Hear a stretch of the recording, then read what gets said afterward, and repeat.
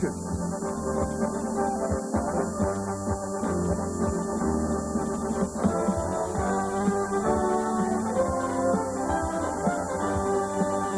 Today's game pits the Georgia Bulldogs against the Wildcats of Kentucky. Brought to you by Coors. When the heat's on high, nothing beats the Coors kind of cold. The clean, refreshing taste that says the best of the Rockies is yours. Coors to you. And by the STP Corporation. On the world's racetracks, on the world roads, depend on STP. Also brought to you by your Atlanta area Chrysler Plymouth dealers. Home of the best built, best backed American cars.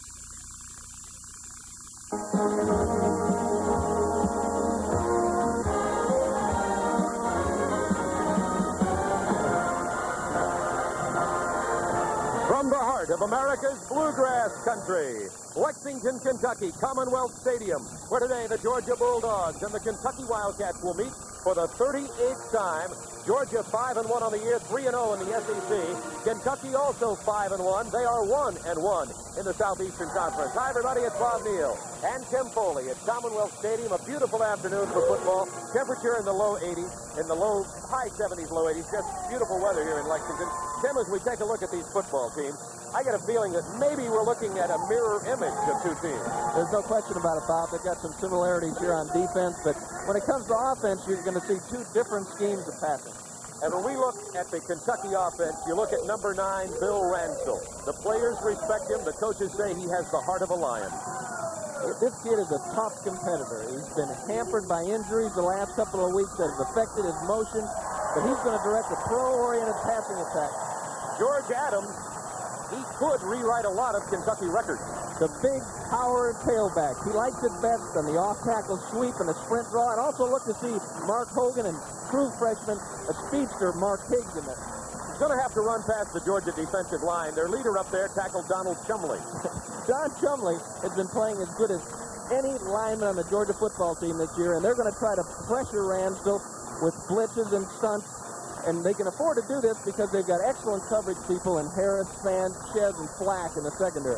You know, normally at this point in our scene set before our games, we talk about Georgia's conservative offense the last couple of weeks, but after 62 points last week, we can't say that anymore. Well, it's been exciting for Georgia fans, but you know, the play selection is still conservative. David Dukes is the man who's the signal caller. He stepped in for the injured Todd Williams, has played well. He certainly has. They've been very impressed with the way he's produced in games. He's come up with a big play, likes to run the option. He'll throw it on the run to folks like Herman Archie. He's only 5'9", can't sit in the pocket. He'll try to get outside the pocket. And, of course, Kentucky will try to contain him. They've got Georgia. They've got some real speedsters on the outside. Watch for number 48, Cam Jacobs. He is a wreck looking for someplace to happen. And he's a converted defensive lineman that has done an exceptional job picking up playing linebacker. And his role is becoming even more magnified with the injury of his fellow partner linebacker, Larry Smith. And Paul Calhoun could be all-conference, could be all-American. He's having a great year. Second-team All-American last year. He comes up with the big plays. But the important thing to this game is that Kentucky isn't as poor a football team as they were last week against LSU, and I don't think that Georgia is as strong as they appeared to be against Vandy. So Vince Dooley's got his hands full trying to get his team convinced they've got a tough Kentucky team to play. And they have to beat defense plays like that. Calhoun is the punter. He is second in the conference and has run a couple of fake punts for a lot of yardage. Speaking of the kicking game today, Kevin Butler has been the big story for the Bulldogs. He was injured during the week in a scrimmage and was not expected to kick, but I talked to him just about 15 minutes ago. He is practicing, and Georgia does expect to use Kevin Butler for field goal situation. Rusty Gillespie will kick off. The punter for Georgia, Chip Andrews, third in the conference. Calhoun second. Joe Worley is the Kentucky kicker. And once again, Kevin Butler will be kicking field goals today, which will be good news for Bulldog fans, not so good news for the Kentucky Wildcats, as Butler last week set the new SEC all-time scoring record with 317 points. In just a moment after these breaks, we are going to go back to our studios in Atlanta for our football action report with Craig Sager and Paul Horning.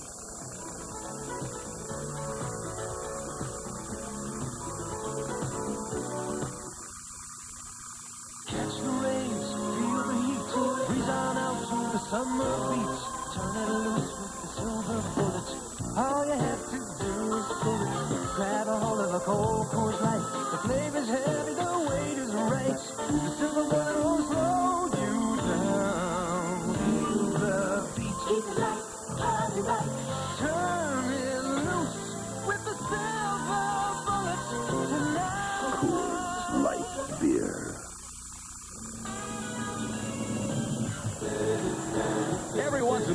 something unexpected shows up. Hey, what's that, a Toyota? The 1985 Toyota Corolla GTS. A Toyota, dependable. A Corolla, affordable. A different kind of Corolla. A sleeper, a car for the street, powered by a new twin-cam, electronically fuel-injected. What's he got in there? 16-valve engine. What's he got in there? Known as the TC16. Yeah, what's he got in there?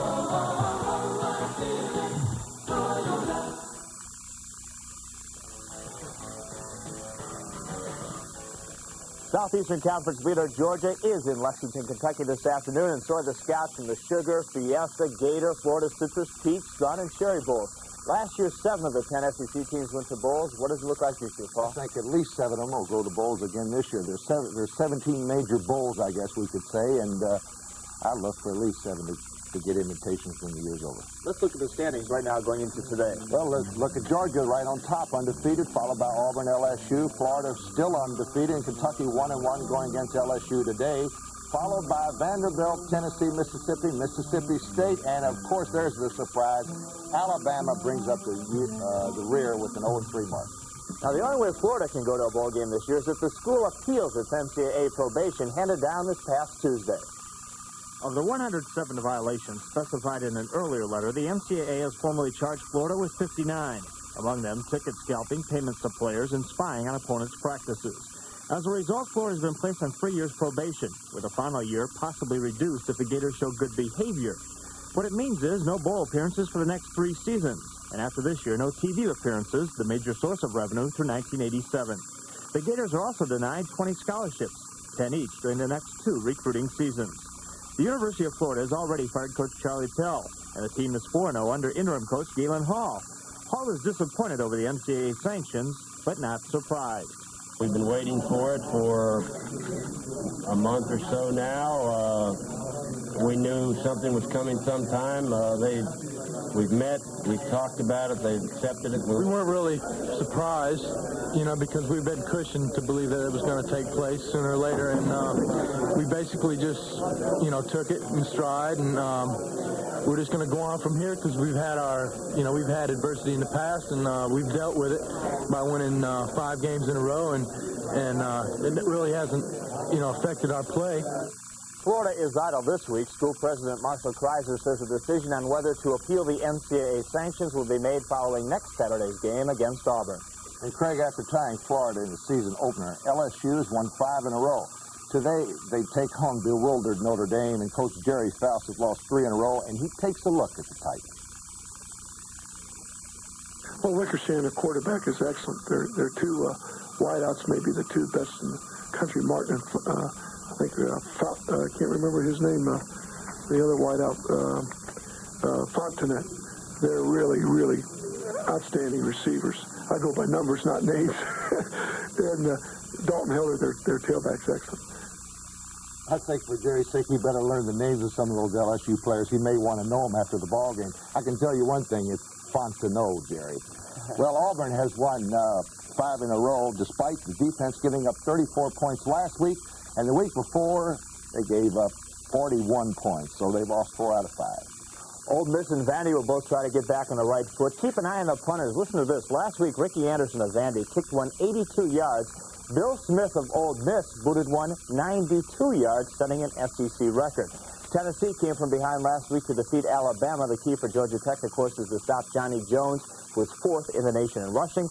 Alabama, like Florida, is idle this week. And, of course, coming up next, Georgia at Kentucky. What do you expect here? Well, Kentucky, of course, was undefeated until last week when they really got killed by LSU. But they gave up the football, 9 turnovers. That was unbelievable. You can't win when you do that. Georgia is a good football team. They should win. And Kevin Butler will be out. That game coming up next. Let's go now back to Bob and Tim in Lexington.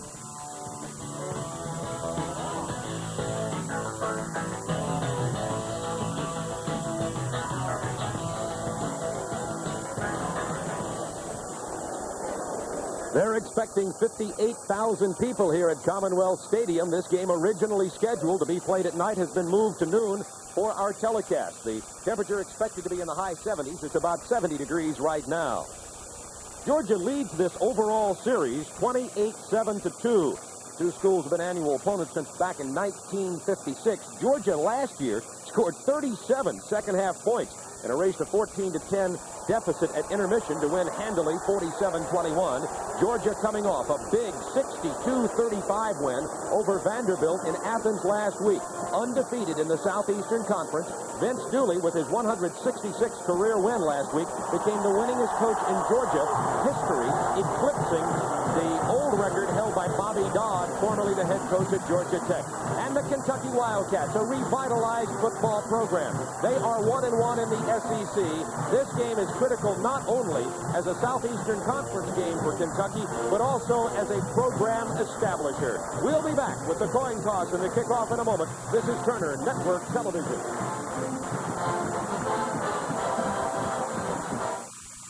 Do you have anything in aviation? The Army's most technical training Are there any openings in communications? is also the Army's most popular training. I'd really like computers.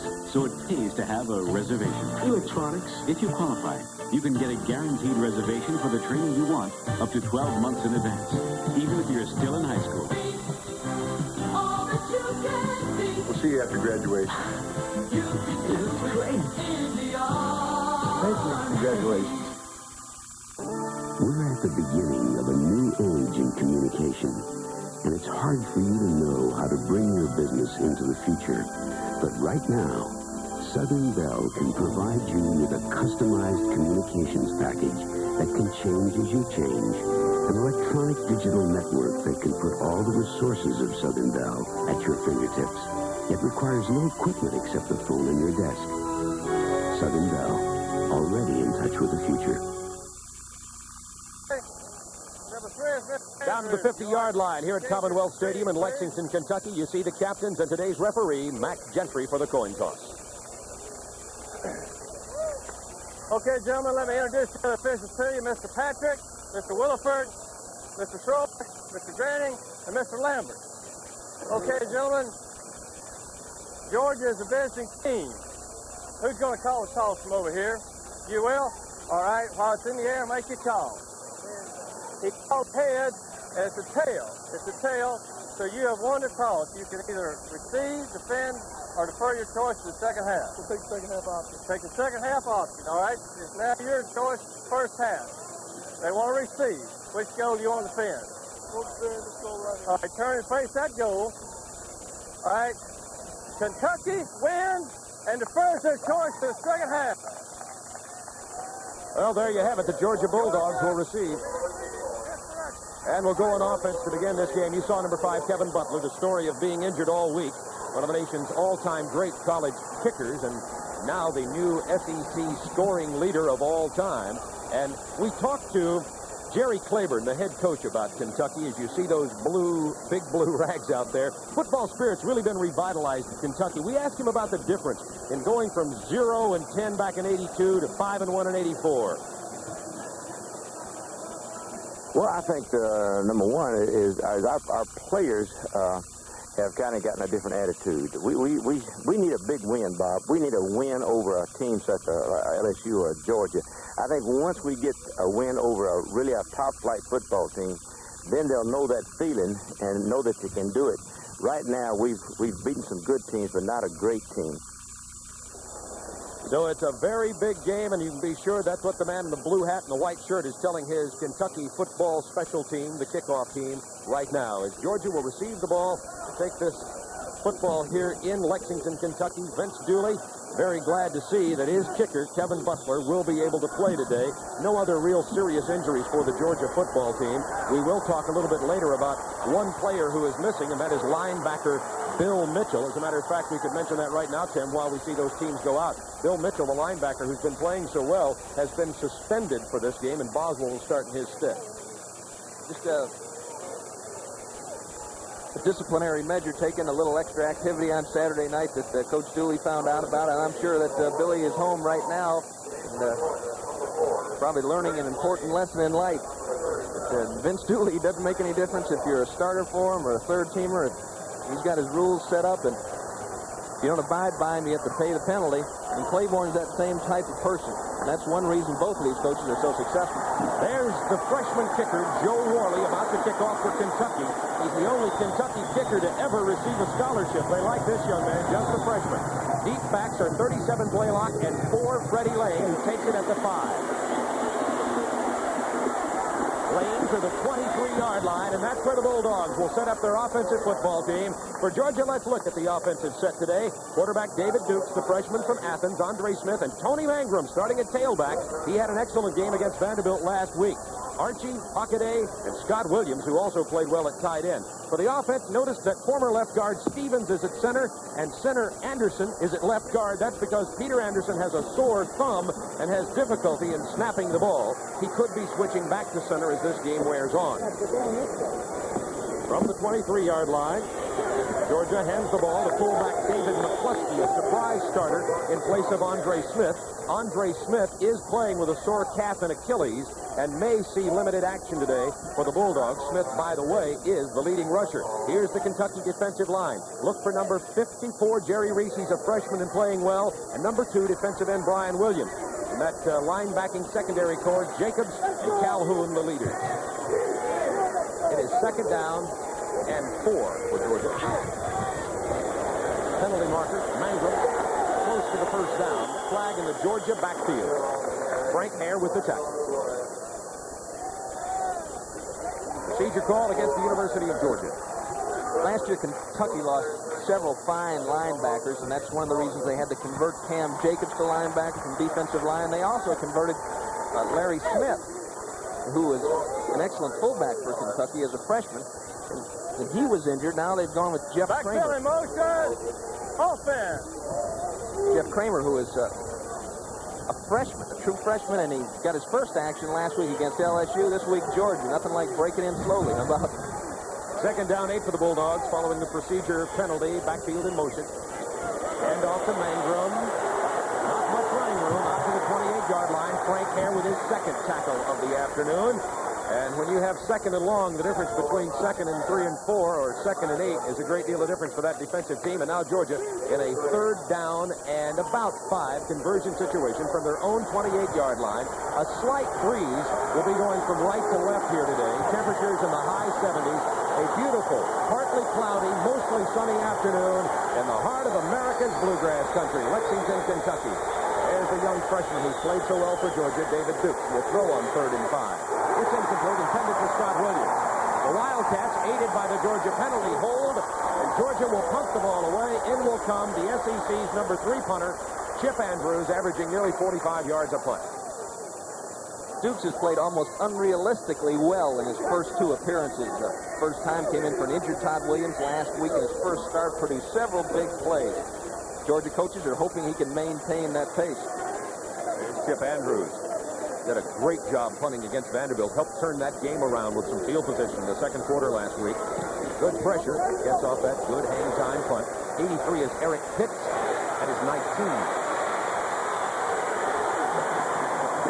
Struggles for about 2 yards, 3 yards after the catch, after the 22 or 23, and David McCluskey has the tackle. McCluskey is not only the backup fullback for Georgia, but the leading tackler on special teams. And let's look at the University of Kentucky offense. Ransdell, they say he has the heart of a lion. Blaze Hurt is a real leader. Derry and Adams in the backfield. We'll see some other very fine tailbacks in place of Adams sometimes. Shirtliff and Prince, the strong side of the offensive line. Shirtliff, a good pass blocker. Prince loves to pull. Kentucky with a multiple offense, mostly out of the eye. This is the tailback, George Adams. To the 42-yard line. Tony Flack with the tackle. A gain of 20 yards for George Adams. This is where George Adams likes to take it. He's not an outside running back. This is a sprint draw, or not a sprint draw, just a regular standard draw. He'll pick his way up the middle and then get to the sideline when he can. He's not got super speed, but he's got enough to run away from people. He's a powerful running back. Now we have Mark Logan, 25, and 33, George Adams in the Kentucky backfield on the first down from the 32. Ransdell throws to the left side. This is Mark Logan. He gets a blocker, 2 to midfield and inside Georgia territory. Gain of 8. Little and Boswell combining on the stop for the Bulldogs. psychology is such an important part of this football game. All week long, Georgia has been looking at a film of Kentucky against LSU. And Kentucky will tell you that they played one of their worst games in the last 2 years against the LSU football team. On the other hand, Georgia is bathing in a 62-35 victory over Vandy. They better be ready to play on defense. It'll be a long afternoon. It will be 2nd down and 2, closer to 1 actually for Kentucky. Just a short distance to go for the first down. They can't get it, however. The tackle is made of Mark Logan. Over there, right at the 50-yard line, Carlisle Hewitt, the defensive end for Georgia. You saw that Georgia defensive lineup. It is Hewitt, Sims, Richardson, Chumley, and Ruff on the defensive line, and Boswell and Culpepper at the linebackers, and the secondary stays the same. Harrison Flack in the corners, Sanchez and Little the safety. Little actually called the rover, of course. And Steve Boswell will have some pressure on him today. Number 44 having to play in place of the suspended Bill Mitchell. Now Derry and Adams in the Kentucky backfield on a 3rd down 1. Derry, 44, is the blocking fullback. Ransel the throw on the 3rd down, going to keep it and loses about 5 or 6. Calvin Ruff, number 86, coming up, the sophomore from Eatonton, Georgia. Unusual call, Tim. They never really got a back in the flat. Usually on this pattern, you'd like to get a back out in the flat. Adams didn't get out there. Sanchez had the tight end covered. Flack did an excellent job on the wide receiver. Ransdell had no place to go. In comes Paul Calhoun to punt, number 26.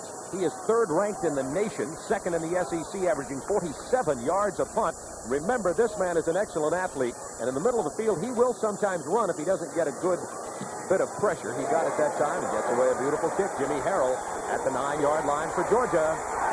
Harrell back out to the 14. The Bulldogs start inside their 20-yard line. Tackle made by number 80, Mark Wheeler, for the Kentucky Wildcats. We have 10:43 to go. Quarter number 1. Scoreless game from Lexington, Kentucky. This is Turner Network Television.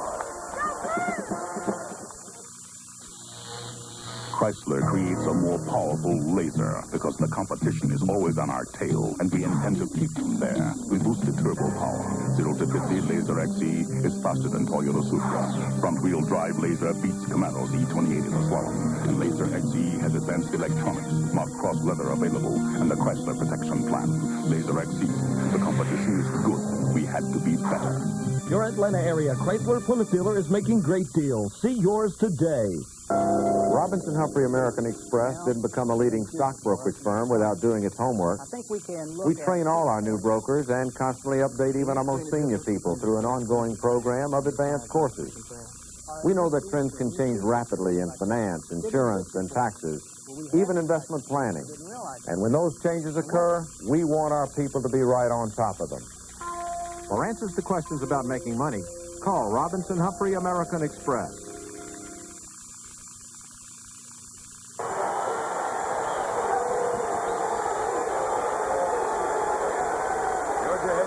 Still in his 21st season in Athens. His Bulldogs first down 10 from the 16-yard line. 10:43 to go, quarter number 1, scoreless game. Don't think. Duke throwing on the run. It is complete to the fullback, McCluskey, who gets out of bounds at the 21-yard line. A gain of about 4 on the play. Let's take a look at number 43, David McCluskey. Little play action to the weak side, fakes the draw. McCluskey working himself open in the flat. The ball thrown low into the outside. He has to go down to the ground to catch it.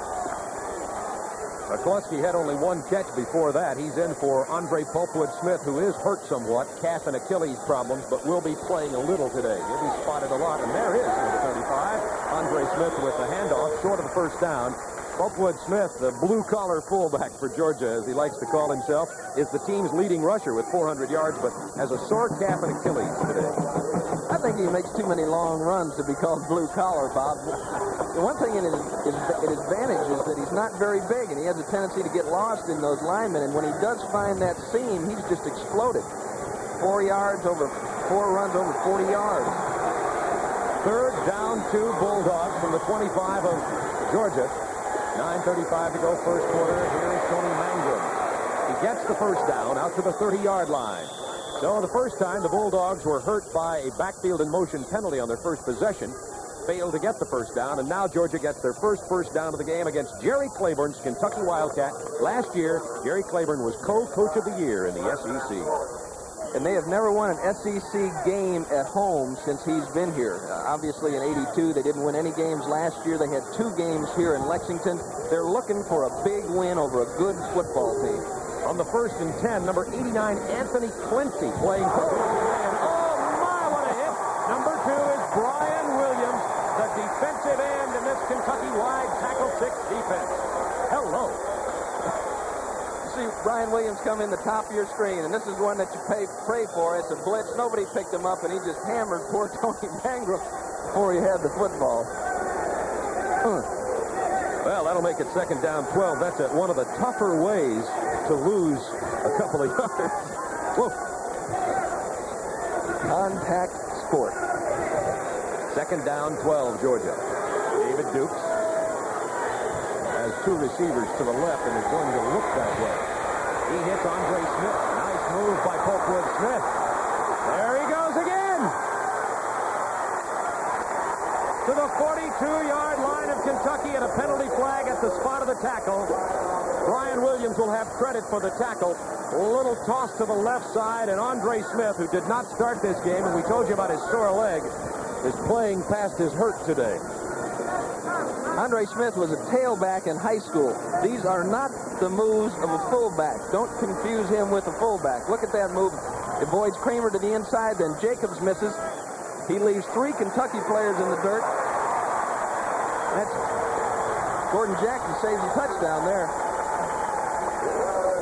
There's going to be a mark-off against the University of Georgia. This will come back quite a ways. Back inside Georgia territory to the 43-yard line. Here's Mac Gentry, the official, with the announcement of the penalty. Flipping! Offense! Well, that's too bad for Andre Smith, because Andre Smith made a great individual effort on gaining that yardage, but the Bulldogs move it back. They maintain their 1st down, but they move the ball back to the 43-yard line of the Georgia Bulldogs. Scoreless game, 1st quarter from Lexington, 8:19 remaining. Bulldogs with that I-back formation you see so often with Georgia, and they split 2 receivers, Quincy and Lane, out to the right side. Quincy has been hurt, just not healed enough to get back in action. They hand it off to the left side, gain of about 3 yards. Tom Wilkins with the stop. Tony Mangrum. That's the 2nd time they've directed a 1st down play, Bob. They put the formation to the wide side of the field, directed the action back into the sideline. Now we have David McCluskey, 43, back in for Georgia, along with Tony Mangrum. Cleveland Gary, the Georgia freshman tailback who is running so well, is still injured, will not play today. And off to McCluskey. He drives it up in the middle, close to the 1st down, inside Wildcat territory to about the 48 of Kentucky. There's David McCluskey, a sophomore from Rome. He was a fullback, then a tailback, then a fullback, and was frankly a little bit disgruntled at the beginning of the year about his position on the team. And Vince Dooley, as he said so many times, David, keep your head up, your chance will arrive. It has arrived here today, as he's going to probably see more playing time than Andre Smith. 3rd down 1, Georgia. Double tight ends, Williams and O'Leary. Finds Scott Williams to about the 38-yard line of Kentucky. 1st down Bulldogs. Maurice Douglas, number 27, cornerback, making the tackle for Kentucky. Williams, had a great game against Vanderbilt last week. Excellent game, and he seems to be getting better and better as he's a converted fullback. They've got him playing tight end, a real hustler and the team leader type of person. But you can tell he's getting more familiar with reading the various coverages and finding the open area. He loves to block, too. We'll be showing you some of the great blocks he makes over on the left side a little bit later today. Oh, just barely tripped up comes Andre Smith. He gets it to about the 32-yard line. Thought he was about to pop it on the right side. He shot through that hole against Vanderbilt last week for a long run. He's had several of them, as we told you, and is Georgia's leading ground gainer with 400 yards coming into the game. And so far today, Smith has the pass reception of 30 yards and 16 yards running the ball. 46 yards in offense for Andre Smith already today. 2nd down 4 from the 32 of Kentucky. Hockaday, 85 in motion. Smith again gets the 1st down. Breaks tackles to the 21-yard line. Paul Calhoun, Russell Hairston making the tackle. You're going to watch Pulpwood here. Watch his feet. Now, this is something that he does exceptionally well. He can make you look bad on defense simply because you think you got him here, But he's not through yet. You know, a mentally tough running back. Not got great size, but he delivers a bigger punch than he is in size. Mangrum to about the 19. And really, you can say the same thing about Tony Mangrum, Tim. Tony is also a 5'11", 195-pound fullback, tailback switch as you look at Jerry Claiborne. But Mangrum also delivers a pretty good punch in the inside. Yes, he does. The Georgia offensive line, under the tutelage of Joe Tarashinsky and Eddie Williamson, again, performing exceptionally against this Kentucky defense right now. They're moving them off the ball. On second down 8 from the 20 of Kentucky, Tron Jackson, number 25 in for Georgia, along with Andre Smith. That's Smith, 35. Dives inside the 15 to the 14. Steve Mazza with the tackle for Kentucky. Kentucky, remember, is number 3 in the SEC against the rush. Andre Smith going to have to go off to the sideline to change his shoe. As you saw, it came off during that run. So McCluskey and Mangrum come in, and Tron Jackson goes out. Talk to people about running against this 4-4 look, wide tackle, split six, whatever you want to call it. Most folks will tell you the best way to attack it is run right at it, and that's what Georgia's doing right now. Double tight ends for the Bulldogs. It is third down 2 from the 14 of Kentucky. Scoreless game, first quarter. Mangrum, throwing his body into the middle of the Kentucky defense. Thompson and Hairston making the tackle for the Wildcats. Close to a first down. I believe they may be short as we look at it again. See Jim Holton blocking down. Watch Russell Hairston fill this hole. Pow. Hairston is 6'4", 200 pounds for Kentucky, capable of playing a linebacker spot, so he can make the hit as Tony Mangrum, who's been hit hard 2 or 3 times here early in this ballgame today. Of course, anybody that plays Kentucky knows you're going to get hit hard. Here we go. Fourth down and 1, and the Bulldogs are going for it. They are 5 out of 6 on fourth down conversions this year. Mangrum, McCluskey, and Smith in the backfield from the 12 of Kentucky. Mangrum, whistle sounded, however, possibly before the play ever started. The 25-second clock is at 0. It may have elapsed. And if that's the case, it is not a delay. It is illegal procedure. You see the clock down to 0, but they're just saying Georgia had illegal procedure. Perhaps somebody in motion, perhaps not enough men on the line of scrimmage, something of that nature. At any rate, it's a 5-yard penalty. And now Kevin Butler, who is injured, he has a deep bruise on the outside of his right kicking leg, was not expected to play, but surprisingly did warm up and is in to kick today. He will spot this ball right about the 24. It will be a 34-yard field goal attempt for Kevin Butler, who is 13 out of 16 on the year. And last week, in the final 3 points of the Vanderbilt game, set the new Southeastern Conference all-time scoring record with 317 points. Let's see how he kicks with an injured kicking leg.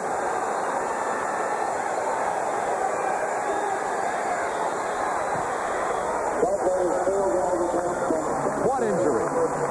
Kevin Butler pops that one almost out of the stadium. Georgia takes a 3-0 lead with 3:29 to go in quarter number 1 from Commonwealth Stadium on the campus of the University of Kentucky in Lexington.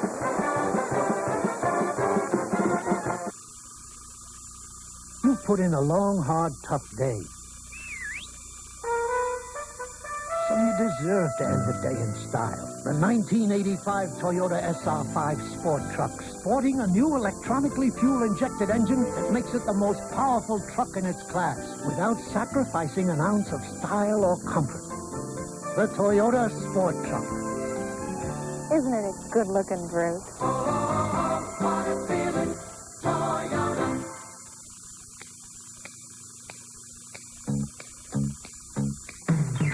Hot Saturday night. Hot Saturday night. Good to you on a hot Saturday night. Refreshing good to you. Cool. All night through. Cool. Rocky Mountain Gold. You got it. The best of the Rockies is yours.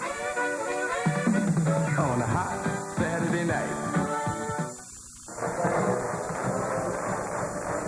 The drive was 65 yards, well executed by Georgia. 14 plays, consumed 7 minutes and 14 seconds. Butler got a 34-yard field goal. What was the key to that drive, Tim? They ran the fullback in that drive 6 times, all the time, Bob, back away from the formation. I think that they're looking for Kentucky to be concerned about the option in the wide side of the field, and I think they're trying to take advantage of that bubble back to the weak side. Here is Gillespie, the senior from Sprayberry High School in Marietta, Georgia, with the kickoff in place of Kevin Butler. And Gillespie with an outstanding job of hitting the ball down into the end zone, then out of bounds on the far side. And I think he'll be proud of himself. He had only kicked 1 time prior to this, and that was once during Vanderbilt last time. Other than that, Gillespie has backed up Kevin Butler his entire collegiate career at the University of Georgia. But his kickoffs will play an important role here today. Butler will not be kicking off. For Kentucky, first down 10 from the 20. Trailing Georgia 3-0. 3:29 to go, quarter number 1. That multiple offense lining up into the eye with the slot right for the Wildcats. George Adams to the 22 and no more. Knox Culpepper, number 48, with the stop for Georgia. Talking with Bill Lewis, the defensive coordinator for Georgia last night, he said when Adams was at the tailback position, they were less concerned about the toss, about the sweep, and they were going to slide their defense in a half a man to try to compress the open spaces in that defense so that he couldn't find that open space inside. Cisco Bryant, number 19, in at the wide receiver position in motion. He's a burner. He can go deep on you. Ransdell scrambling, throwing. Incomplete, intended for Cisco Bryant on the far sideline. John Little covering on the play for Georgia. Ransdell had some problems last week and a few the week before. He had been playing very well for Kentucky, but last week, late in the ball game, when Kentucky was losing to LSU, backup freshman Kevin Dooley came in and finished the game for Bill Ransdell. Ransdell has been taking a beating the last 2 weeks against Mississippi. A big gash on his lip that was sewn up on the sidelines. He went back in and played. A little cartilage rib problem that has affected his motion, but he's healthy now. Son of a former Kentucky offensive lineman. Bill is from Elizabethtown, Kentucky. It's third down 8 from the 22. It's complete. And that is the 33, George Adams, the team's leading receiver, short of the first down. And Kentucky will have to get rid of the ball. In comes Paul Calhoun and the punt team. People might ask themselves, why would they throw a pass like that, a 3 or 4 yard pass when they have to go 8? Well, you figure when George Adams gets his hands on the ball, he's got as good a chance as anybody as breaking a tackle and getting the first down because the linebackers had dropped deep. 8 Bowl Scouts here looking at this football game this afternoon. Both of these teams will probably be in a bowl. There's Calhoun, third in the nation in punting, and you can see why. Jimmy Harrell from his own 13 for Georgia. Wham, bam, he goes down.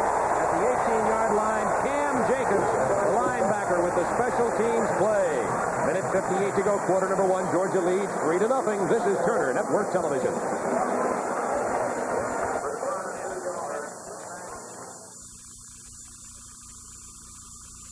For many years, for their EPA 50,000-mile test, all 4 U.S. automakers have been buying just one brand of gasoline. That gasoline is Chevron. Of all gasolines available, Chevron was the one each of them chose to buy. Nobody told them which gasoline to use, nor did Chevron offer them any inducement other than the quality of its gasoline. Yet all 4 U.S. automakers independently chose Chevron with its patented deposit control additive. Shouldn't Chevron be the gasoline you choose? Chevron says yes. If you can't decide between our shrimp and fish, have them both. Make the Long John Silver's great seafood escape. Try our shrimp and fish special. 3 of our new larger shrimp and a crispy fish fillet, served with golden fries, freshly made coleslaw, and 2 crunchy hush puppies.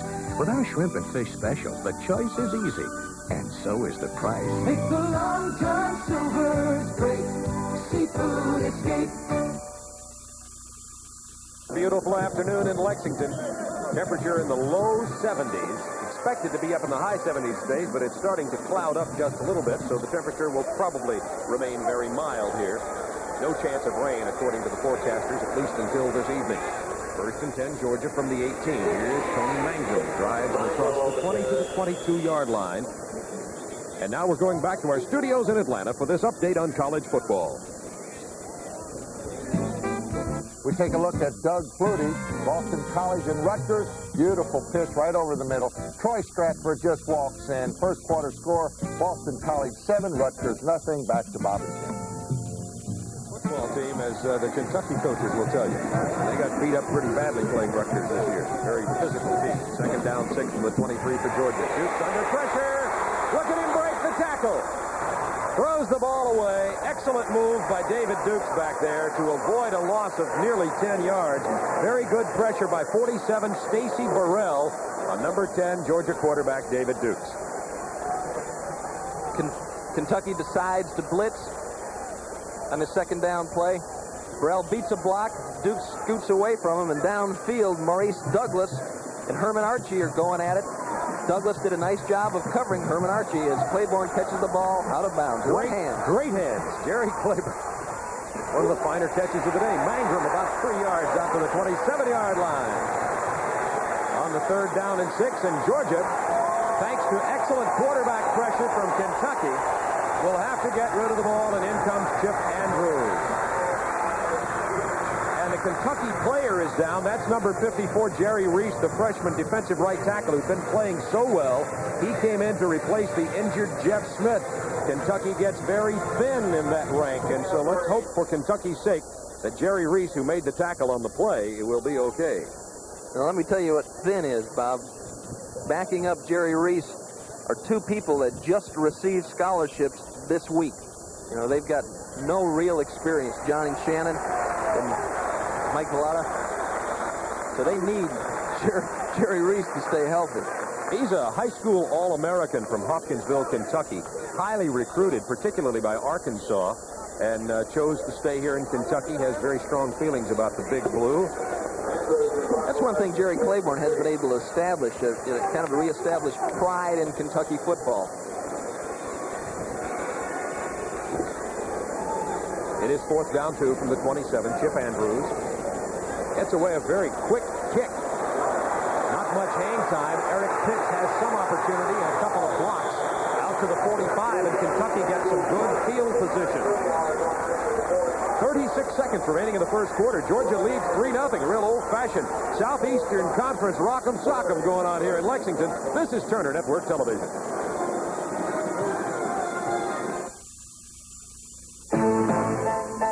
In today's Army, when artillery goes to the field, so does high technology. All that you can be. Keep on reaching. Keep on growing. Computers, laser-guided missiles, and teamwork honed to a split-second response. Only the Army gives you this kind of training with just a 2-year enlistment. You can do it in the Army. He was a loner, looking out for number 1. Making money out of war, it's almost an act of nature. Selling his wares to the highest bidder. I warn you, I'm a Mexican national. Doing business with the Yanks. But this time, he's gone too far. You about ready to leave? Not under your terms. William Holden is Alvarez Kelly. Tonight at 8:05 p.m. Eastern on Superstation WTBS. While we were away, George Adams carried once, got a screen to the left side, and Kentucky got a first down. And here is the first down play. Ransdell to George Adams, number 33. The final play of the first quarter. They lined up Chris Derry at halfback. Derry went downfield, picked off the linebacker, and enabled George Adams to get some running room. Well, that gives us an opportunity to take another commercial timeout at the end of the first quarter. We'll be right back. Georgia 3, Kentucky nothing. This is Turner Network Television.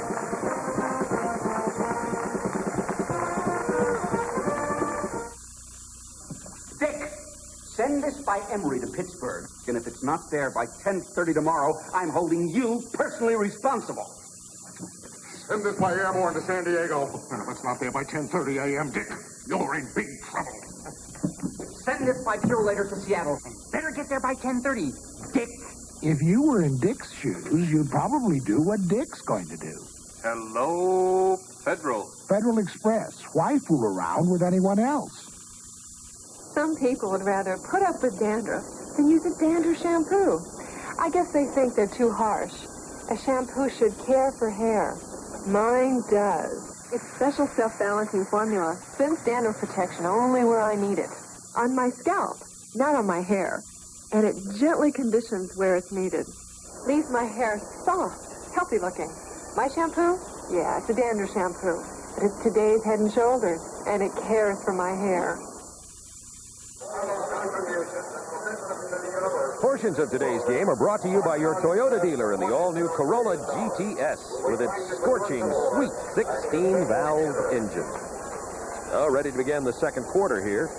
They're going to have to reset the clock. Had a little problem. Had only 13 minutes. Wildcats tear the Bulldogs to shreds. We appreciate the banner. Bulldog fans would probably have some argument with that, but I'll tell you one thing. The Wildcats, it's kind of a cat and dog fight would be a good way to describe this game here today. Do we get to rate it? That's a good way to describe it? But that's so corny, I don't think I will describe it good. that way. You know, last year the score was kind of deceptive. It turned out to be a lopsided score, but did you see Pitt and Navy taking a lead over Navy? Last year, Kentucky was leading at halftime against this Georgia football team. Mark Higgs in the backfield. He's the freshman runner for Kentucky who's been scorching the turf. He's number 22. Very quick, not much going that time. Stopped at the line of scrimmage by 44 Boswell and 59 Greg Waters for Georgia. Higgs is a freshman from Owensboro, Kentucky, who is averaging 8.5 yards per carry. Just a little guy, 5'7", but very compact and very, very fast. Higgs out now, and Adams back in. You can see historically, the Wildcats have had a difficult time rushing against the Bulldogs. Second down 10 from the 44.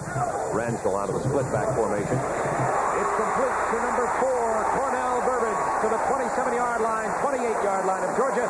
Tony Flack with the catch.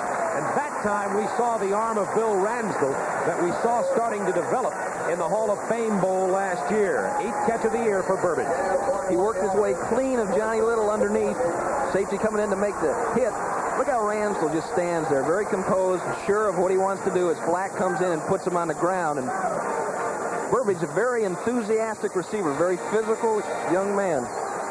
This is the deepest penetration of the game for the Kentucky Wildcats. They trail 3-0, opening moments of quarter number 2 from Lexington.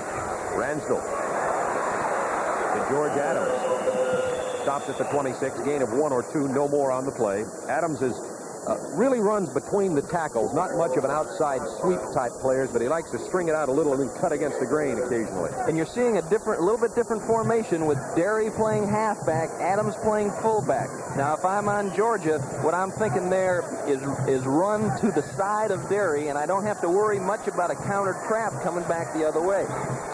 Second down 8 from the 26-yard line. Split backs. They don't usually throw to Derry, but they'll be looking for him occasionally. That time looking over for George Adams, but all that quarterback Bill Ransdell could see was Kenny Sims and Donald Chumley. They were right in on top of him, 76 and 57. Here's Derry kind of trying to get into a pass pattern, possibly. Well, just a little fake here, and then Adams running out in the flat. They tried to deliver the ball to him, and you can look for Chris Derry to be pretty much ignored on pass patterns, and I wouldn't be surprised if Bill Ransdell found him later on in the game a couple of times. Now Lucas and Wheeler, double tight ends for Kentucky. Single setback Adams on a 3rd and 8 at the Georgia 26. 4-man rush by the Bulldogs. It's picked off by Georgia's Jeff Sanchez. To the 29-yard line goes Sanchez, his 4th interception of the year, the senior from Yorba Linda, California. Ransdell's 5th interception of the year, make it number 6 on the year. Ransdell goes to the right place. You have to attack this down the middle, but the ball's got to get up a little bit earlier, and you can't hang it quite that high. He draws it a little bit too far back to the weak side. Sanchez comes all the way from the other safety to make the play. And that young Jeff Sanchez is a very heady football player. He knows the weaknesses of the pass defense and puts himself in a situation to make the play. Brought the ball back 24 yards on the return also. We might add that Kentucky had only 9 turnovers in their first 5 games, then had 9 turnovers last week against LSU. So that turnover bug has started to bite the Wildcats. I'm sure they'll see if they can put a stop to it. Dukes to Freddie Lane. Lane to about the 33 or 34-yard line where he's hauled down. Bulldogs lead 3-0. Wildcats drive was stopped on the Jeff Sanchez interception. Ties Sanchez for the SEC lead in interceptions also. Pulls him away from Tony Flack, and I think John Little also has 3. ties him with Paul Calhoun, the Kentucky Wildcats. It'll be second down 6, Georgia, from the 33-yard line. 12:27 to go, first half of play. Lovely all afternoon. Warmer than expected here in Lexington, about 73, 74 degrees. And off to the fullback. Out to the 38-yard line goes David McCluskey, tackled by 48, Cam Jacobs. That Georgia offensive line in the middle is going to be an interesting story as it develops. You see 61 Keith Johnson is in there now, the big 270-pound senior who's had an injured back most of the year. Peter Anderson, who had been playing at center in place of Johnson, has a sore thumb. Kim Stevens is the freshman left guard. So you're going to see Stevens, Anderson, and Johnson all at center some, and you're going to also see Anderson and Stevens also at guard some for Georgia. The guy with the center has the ball, right? That's the guy who'll snap the ball. That's what they're telling him in the huddle. Here's Mangrum. Whoa! Hit hard. May have gotten the first down, though. Cam Jacobs with a tackle. We'll just see where they spot the ball. This may be one of those occasions where the sticks will have to come in. And Cam Jacobs, you might call him a loose goose, Tim Foley. He's an intense individual. There's no question about it. He's always tapping his foot or moving around a little bit when you're talking to him, and he has really been impressive in his ability to make the change from a down defensive lineman to the guy that is the middle linebacker, really, for this Kentucky defense. Talked to a Miami Dolphins scout, Chuck Connors, who's a friend of yours today. He says that he thinks Jacobs is a pro prospect, if you see the measurement. Well, they brought his brother into, who also played here at Kentucky, into the Dolphin training camp, and he was there for a while. Jacobs is from Coral Gables High School, played for Gary Gormley down there. Well, the Bulldogs didn't get the first down. They're going to have to punt the ball away. Just by an inch or so. And, you know, when you look back on a football game, it's plays and ball spotting and good tackling and so on, things of that nature that'll hold a team from the first down at this point of the game that can really turn a game around. There's 83 Pitts, the punt returner. Pitts averages about 7 yards of punt return. Chip Andrews had a 53-yarder and a 39-yarder, averaging 46 on the day, just about a yard beyond his number 3 ranking in the SEC as a punter. This is a beauty. Going to get a lot of distance out of this one. Drives Pitts back to the 6-yard line. An excellent coverage by Georgia. Number 22, Tony Mangrum on special teams with the stop way back at the Kentucky 6-yard line. Once again, Bulldog punting has really helped him out. That was a 55-yarder and great coverage. We'll be right back. 450 degrees. That's how hot parts of your car's engine can get, even in ordinary driving. Watch how heat and stress can break apart your oil's protected molecules. That's motor oil breakdown. STP oil treatment's heat-activated molecules fight motor oil breakdown, fortifying your oil with extra lubricants and anti-wear agents. Get extra protection. Fight motor oil breakdown with STP oil treatment. STP. Your car care company. Tonight is unmistakably. Tonight is unmistakably. How you guys gonna top that? Tonight is unmistakably. Well, we thought we'd take you to our place for dinner. Tonight is unmistakably. Tonight is inescapably. Here's to your place. Tonight is unmistakably. Stick and dare. Here's to our place. This deep territory possession, Kentucky will probably be giving the ball to number 33, Adams, who, by the way, has a very special relationship with his offensive line. Before every game, my offensive line comes to me and tell me that they're going to block as hard as they can for me so I can get 100 yards. And I told them if I get 1,000 yards season this year, I'm going to take them all out for steak dinner.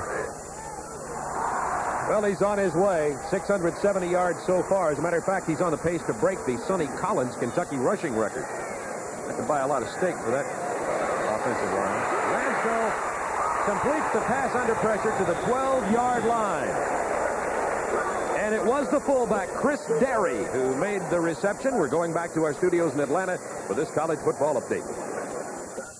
Thank you, Bob. Oklahoma State trying to keep its Big 8 title hopes alive. Quarterback Rusty Hilgerts and Charles Crawford. Easy touchdown. Oklahoma State on top of Colorado, 7-0. Back to Bob and Tim. Tim, that sure surprised me to see Ransdell throwing down there at his 6.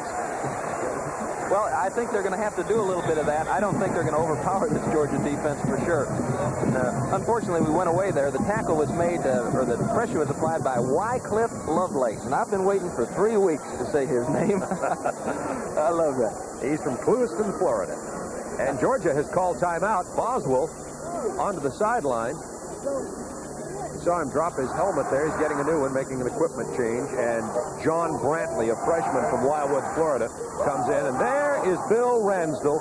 They say he has the heart of a lion, a very good leader, but he's struggling a little bit in the season right now. His father, an offensive back for Kentucky several years ago from Elizabethtown. Thrown an interception earlier today.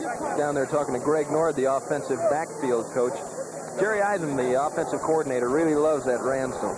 And he just is really proud of the way he's dealt with the pressure that he's experienced the last couple of weeks, feels that he's ready to play. And that man is not only the quarterback, but he is an emotional leader on this football team because he will stand in there and take the punishment and come back and play with pain. And remember, he's a sophomore. This is not a senior quarterback here. It's a sophomore. You'll be hearing a lot about him as time goes by here with this Kentucky football program. And don't erase the name of Kevin Dooley, number 18 for Kentucky, who's the backup quarterback who performed so well last week. No relation, by the way, to the man named Vince, but some of his teammates call him Vince. Surely they just. Second down 3 for Kentucky from their own 13. Here's George Adams.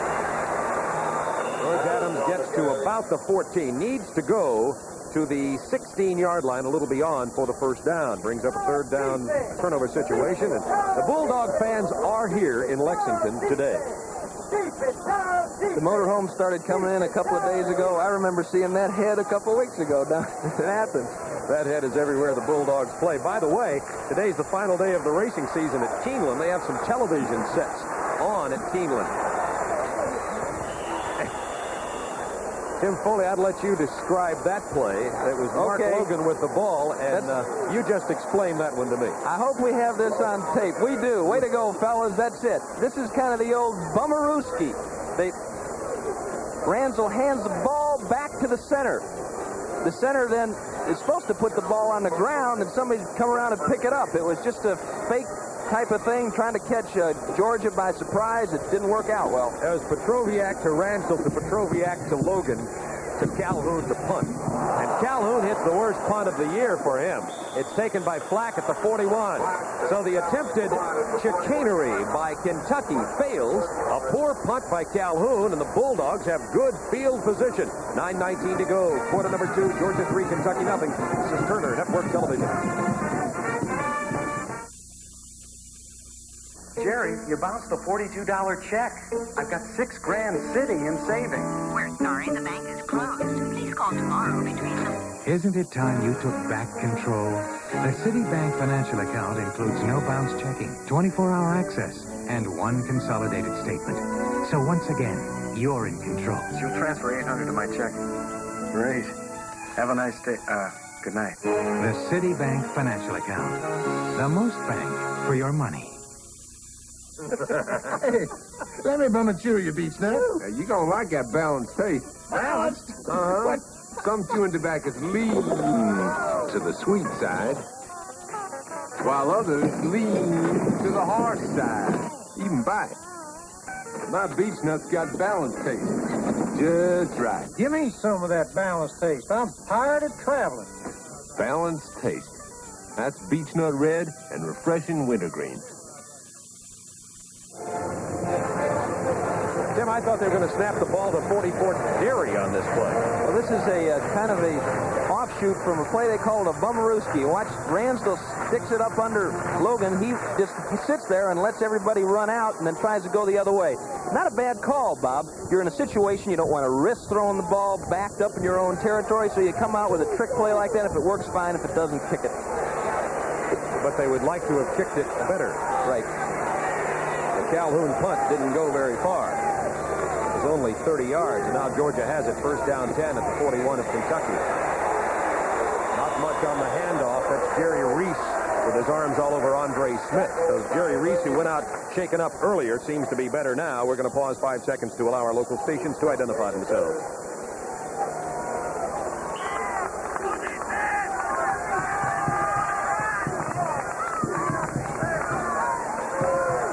just say, Bob, they call it the Bummerooski because Bum Phillips developed it, and that's why they termed it that. Here's the handoff to the tailback, Lars Tate. And Tate drives near the first down just outside the 30-yard line. Reese with the tackle once again. So Lars Tate, the freshman from Indianapolis, Indiana, gets some good offensive line play here. Look at Pete Anderson playing left guard, just blowing the Kentucky player out of there, creating the room for Lars Tate. Lars had a great run last week against Vanderbilt. They're hoping that can give him the confidence to go on to kind of strive to reach the potential that they have in mind for this young man. Third down, less than a yard from the 32. Here's Tate. I don't think he got the first down. Cam Jacobs once again making the key play on a third down short. He did it just the last series against Georgia. What a game this youngster's having from his left linebacker position. And a round of applause from the partisan Wildcat supporters. Fourth down, 1. David Dukes has called timeout. Now, this could change Vince Dooley's thinking here with an injured Kevin Butler on the sideline. He can kick, but Vince Dooley will now have to make a decision on whether he wants to go for it on fourth down. We'll be right back.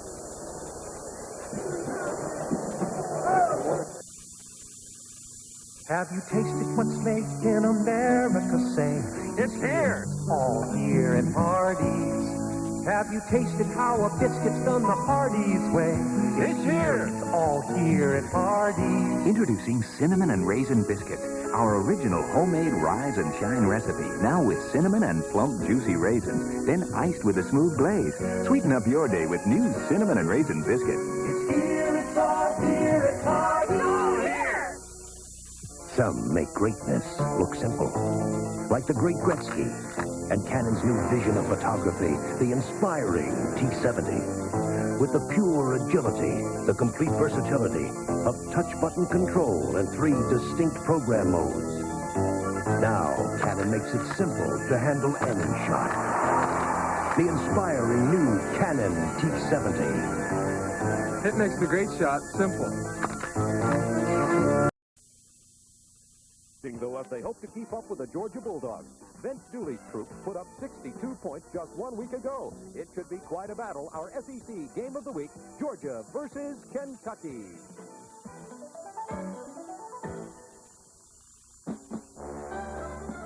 Turner Network Television presents Southeastern Conference Football on TBS.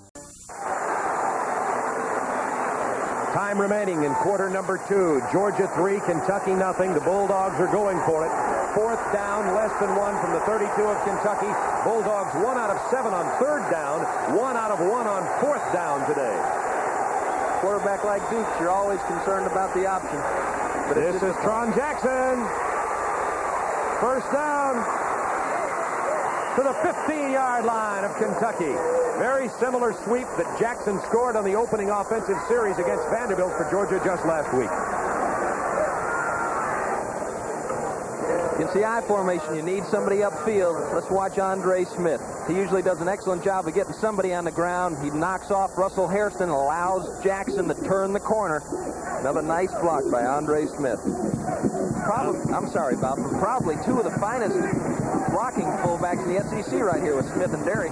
And Electron Jackson with an outside speed. 1st and 10 from the 15 of the Wildcats. David Dukes to Andre Smith to the 10-yard line. Georgia leads 3-0. Now driving on Kentucky's defense. Kentucky stopped them down deep earlier. It's tough to keep holding them out there all afternoon. About 58,000 here at Commonwealth Stadium this afternoon. A stadium that's about 12 years old. It was built in 72 and 73 here on the Kentucky campus, and a lovely facility for football. Second down, 6 from the 11.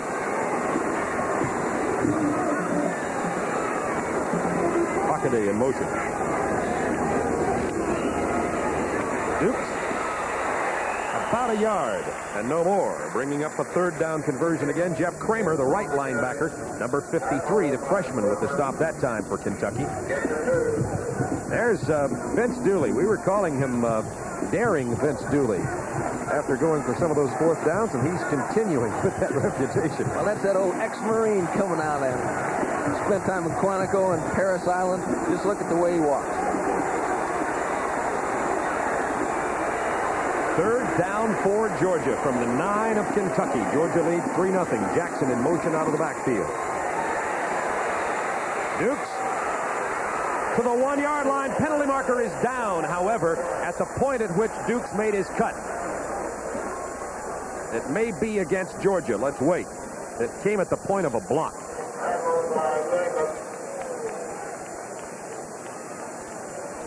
That looked a little unusual, Bob. I don't know if someone went the wrong way on that play. Or...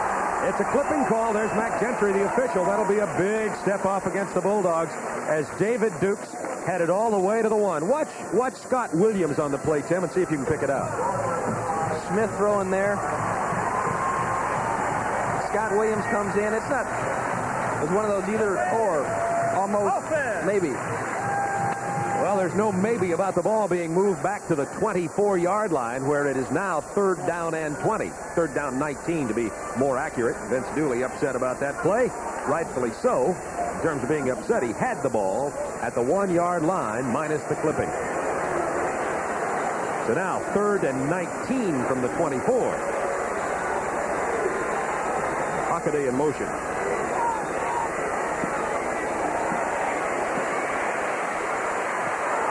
Incomplete, intended for Archie. There was some contact there, but it was on the way to the ball. Calhoun covering. And Georgia will have a 4th down. Another penalty marker, by the way, is down on that 3rd down play.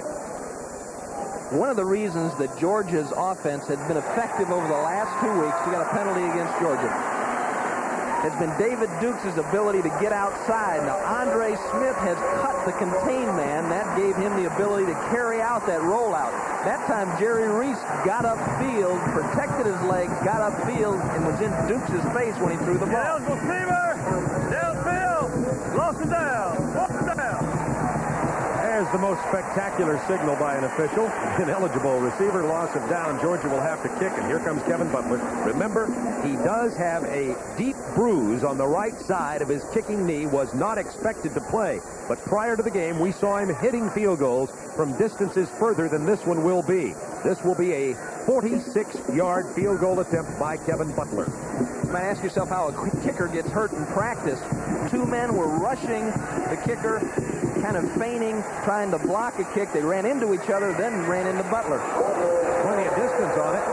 It is no good, however, and Butler misses wide to the right side. Georgia's lead remains at 3 with 5:31 to go in the second quarter, and Kentucky will take over possession at the 29-yard line. The Wildcats dodge a bullet. Matter of fact, Georgia kind of shot themselves in the foot with the penalties there. This is Turner Network Television.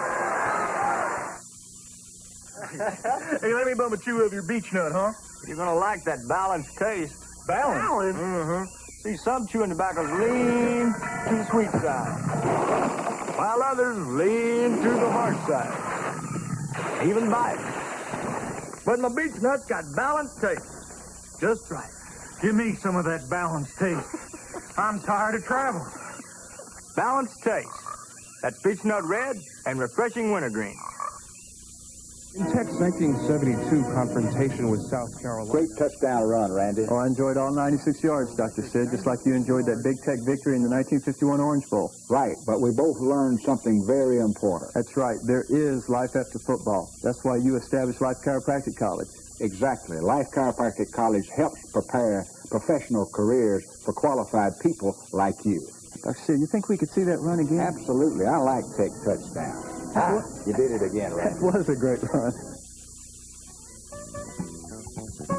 Second quarter action, Rutgers at Boston College. Boston College punting out of their end zone, and Dan McHarris really turns things around for Rutgers. A beautiful 44-yard return on this punt return, and surprisingly, Rutgers ties up Boston College first quarter 7-7. Back to Bob. Well, as we said, Tim, Kentucky can tell you that Rutgers is tough, and Boston College will be able to tell you that today. Some other scores. Here it's Georgia 3-0 in the second quarter. Navy and Pittsburgh tied in the second period. Maryland out in front of Duke 14-0. Steve Sloan suffering at Duke this year. And Ohio State, Wisconsin, 0-0. And the rain is really coming down in that game, we understand. Baylor leading Texas Christian by a score of 7-0. 5:31 to go. Second quarter here. Georgia 3, Kentucky 0. Wildcat ball. Ransdell. George Adams, first down to the 46-yard line. Tackle made by Boswell in Kentucky in a snap from their 29 to their own 46. Pitts is working downfield. You see him avoiding the jam a little at the top of your screen. Boswell reacting to the ball, thrown to Adams. Takes a little bit of a poor angle, but hangs on to trip up George Adams. And that's the difficult thing for Steve Boswell, the sophomore from Warner Robins, Georgia, who's playing in place of Bill Mitchell at linebacker. He plays the run well, but his inexperience shows a little bit on coverage of passes. Kentucky may try to attack that possible weakness. Ransdell again. Same kind of pattern. It goes to number 80, Mark Wheeler, the tight end. And Kentucky moving the ball to the 49-yard line of Georgia. There is a penalty marker down in the Kentucky backfield, however. It's going to be against the Wildcats. Personal foul is the call against the Wildcats. By the way, while they stepped that off, I want to say that we told you earlier there were 8 Bowl Scouts here. And one of the Bowl Scouts is Jim Meyer from the Fiesta Bowl in Phoenix. And his young daughter, Kristen, is under the weather. And he wanted us to wish her well, and we do that. Fiesta Bowl, a wonderful activity out there, of course, in the stadium on the campus of Arizona State. And Tim Foley and I have been there. And a beautiful place, as you see Jerry Claiborne. Now, that rascal puts a lot of energy in the coaching. Personal foul! Offense! Went to Maryland. The program was on the bottom, and he came around with some of the same people on the staff here. Terry Strock, Jerry Eisman turned that program around. He came here and brought this program from the bottom 20 up into the top 20. First and 19. Ransdell wanted to screen it left side to Adams, who was set up, but great pressure by Georgia. Chumley was back there, along with Jake Richardson, number 99, and Adams couldn't get his hand on the ball. There's Ransdell. Ransdell this afternoon is 7 out of 11 for 65 yards and 1 interception. But as Tim told you, this is a tough young man. Anybody's playing college football is tough. But this man may be tougher than the others. He plays hurt. He's a tough leader, and he just really has the, as one of the coaches says, has kind of the heart and strength of a defensive lineman playing quarterback. Here's the draw play. Adams gets nothing, maybe a loss of a yard. Jake Richardson, who has played so well at nose guard the last 3 ball games for Georgia, makes the stop again. The junior from Smyrna, Georgia. He is playing more and more each week, it seems like. Henry Harris is also a fine player, and now he's becoming Jake Richardson's backup. Well, Kentucky got it out of their 29-yard line out to the 46 on that pass play, but then the loss on the play, and now the penalty, I should say, and now it's a punting situation. And Calhoun does it again. This one is going to be probably shorter than the other one. They're going to mark this ball at the 40-yard line of Georgia. Not a very good kick by Paul Calhoun, only 23 yards. Remember, he was averaging 47 yards per punt coming into this game, and let's watch and see what happens, Tim. He averaged 47 yards the other day, and he had a 27-yarder kicked out of bounds. He's letting the ball drop too far, it seems like. He should make contact with the ball higher up. And one thing you don't want to do is obviously now he's starting to think about it. And sometimes that can be your most dangerous enemy, can be yourself. Hope you'll join us at halftime.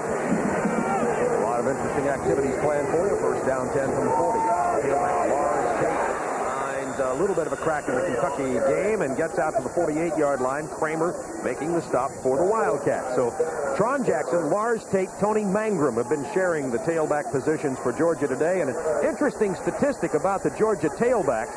They say, who is the tailback since Herschel left? Well, coming into this game, the 5 tailbacks have outgained Herschel Walker in 6 games at the same point in the season when Herschel won the Heisman Trophy. Here's Tron Jackson. Good speed to the outside. Gets the first down a little bit more, the 45 of Kentucky. Calhoun with the stop. There's one of the reasons. They have a nice combination, Tim, the Bulldogs. Tron Jackson, the outside guy. Tate can run inside. Mangrum can run inside. I'll tell you another nice combination they have. Victor Perry, Kim Stevens, Pete Anderson, Jim Holden, Mike Weaver. They got a lot of meat up front. On that first down play, they moved the Kentucky defensive front 5 yards back before contact was made with the running back. First down 10, Georgia at the 45 of the Wildcats. Bulldogs lead 3-0. Dukes. It's complete to Anthony Quincy to the 28-yard line. The junior from Fullerton, California, who had been injured, had a knee injury. This is his first game back. This is the pass they love to run. Wide side of the field. Dukes going to his left. They force him to pull up. Dukes gets the ball in the air on time, puts it right on the target.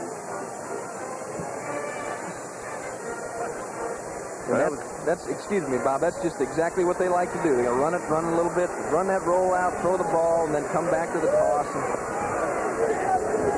Very helpful having Quincy back in there. Osborne a little bit injured for Georgia on the wide receiving core this week. And Quincy gets well just in time. Andre Smith with the carry down to about the 23-yard line of Kentucky. Clock down to 2 minutes and change and counting down toward halftime. Jerry Claiborne looks permanently worried. Well, you know, you like to see great performances from your great players in big games, and I'm sure he's concerned about Paul Calhoun punting. It has certainly changed around the field position, and Georgia keeps knocking at the door. One of these days, Kentucky's going to have to answer it. Boy, they answered that attempted run by Andre Smith. David Thompson, the 245-pound right guard from Louisville, Kentucky, made the stop for the Wildcats. He's number 92. It'll bring up 3rd down and 6 for the Bulldogs at the 22-yard line. They got down about this close previously, had some penalties, and a 41-yard field goal attempt by Butler was wide right. Georgia only 1 out of 8 converting 3rd downs into 1st downs this afternoon. Williams in motion. Pressure. It's complete to Scott Williams. Scott Williams close to the 1st down. Let's see exactly where they spot that ball. This will have a great deal to do with it. Paul Calhoun with the tackle. And they may have to bring the sticks in. They are on the far side of the field.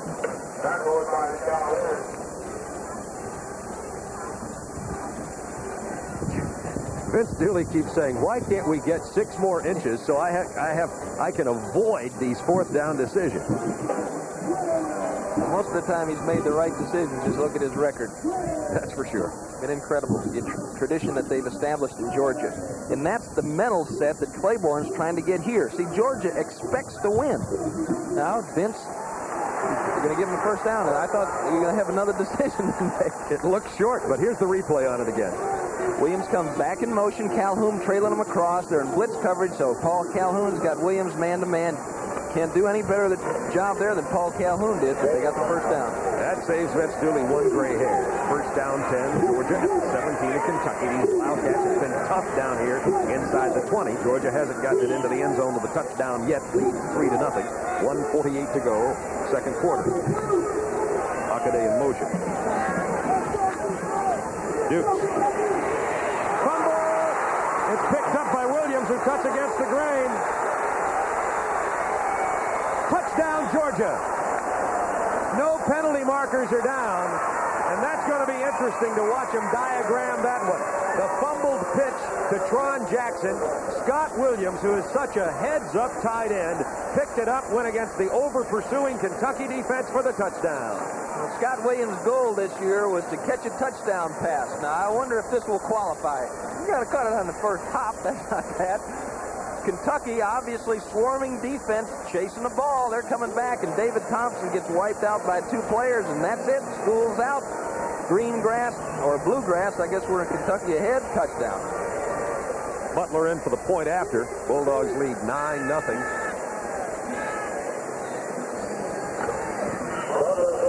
Point after is good. It hits the scoreboard, as a matter of fact, over the end zone bleachers, and Georgia does take a 10-0 lead. I think Butler's leg is probably okay strength-wise, but obviously a little bit sore as he missed the 41-yarder earlier today. And the Bulldogs lead 10-0. And Tim, we talk to these coaches, and they plan and they plan and they plan and they scheme, and then this happens. It really has to be frustrating for the Kentucky football team. They've got the ball on the ground. Here you go. You got an opportunity to get a turnover. Look at all those Kentucky players around the ball. And now the Georgia players wipe out David Thompson there, and that's it. There's nobody else home. Kramer tries to get into the picture, but he gets taken out. Tony Mays hustling all the way from the other side of the field. Can't get there in time. That really is discouraging. And you're right, you do plan. But, you know, it all comes down to playing football, reacting, making decisions on the spot. And that's why when you talk to any of these coaches, there comes a point in time when they throw out the stopwatch, they throw out how much you can bench press, and what goes into the equation is the kid a winner? Does he make the right decisions? Does he contribute to winning? Well, Scott Williams does, no question about it. It's Lehman Bennett, a former Falcons coach who still is in the Atlanta area, played here at Kentucky. And as you look at Rusty Gillespie about to kick off for Georgia, and Lehman Bennett had a saying when he coached the Falcons, what goes around comes around. Scott Williams, who's played so well yet been denied that touchdown, gets it on an unusual play like this. Little wind blowing up here. As a matter of fact, Tim, the skies are graying up some. In your pilot talk, what do you call this? This is IFR conditions setting in.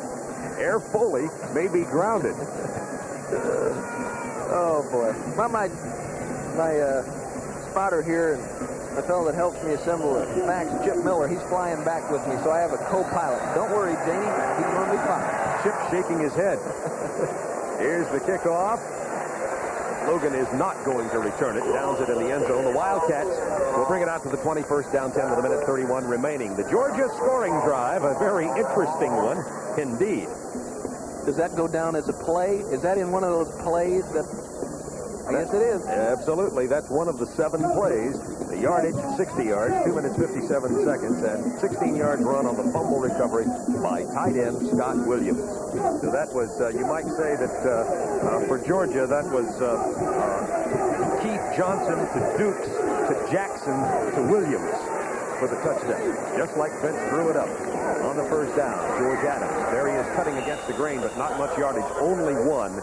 And that's where the Bulldog defense seems to adjust so well week after week when they seem to face different kinds of defensive challenges. This time, it's a not over-pursuing challenge. They have to find out a way to stop a runner who cuts against the grain, and thus far they've done rather well against George Adams. That is the fullback, Chris Derry, who they can sorely afford to lose because he is singularly the best blocker in the backfield. Derry taking up on the play.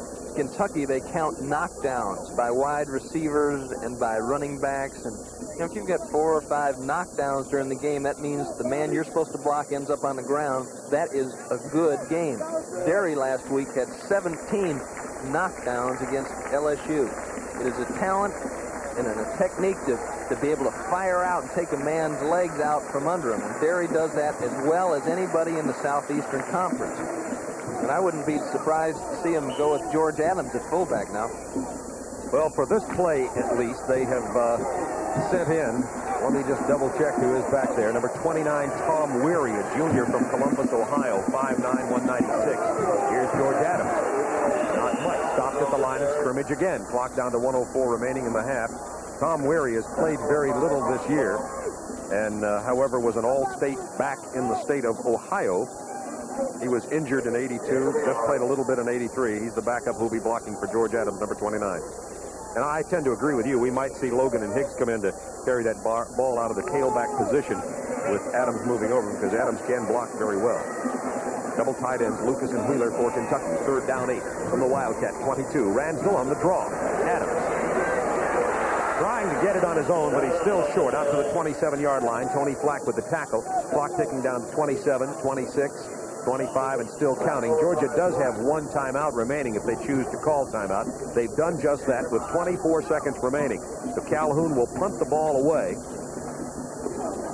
He has had 2 poor punts his last time out. He hit one for 30 and one for 23 yards.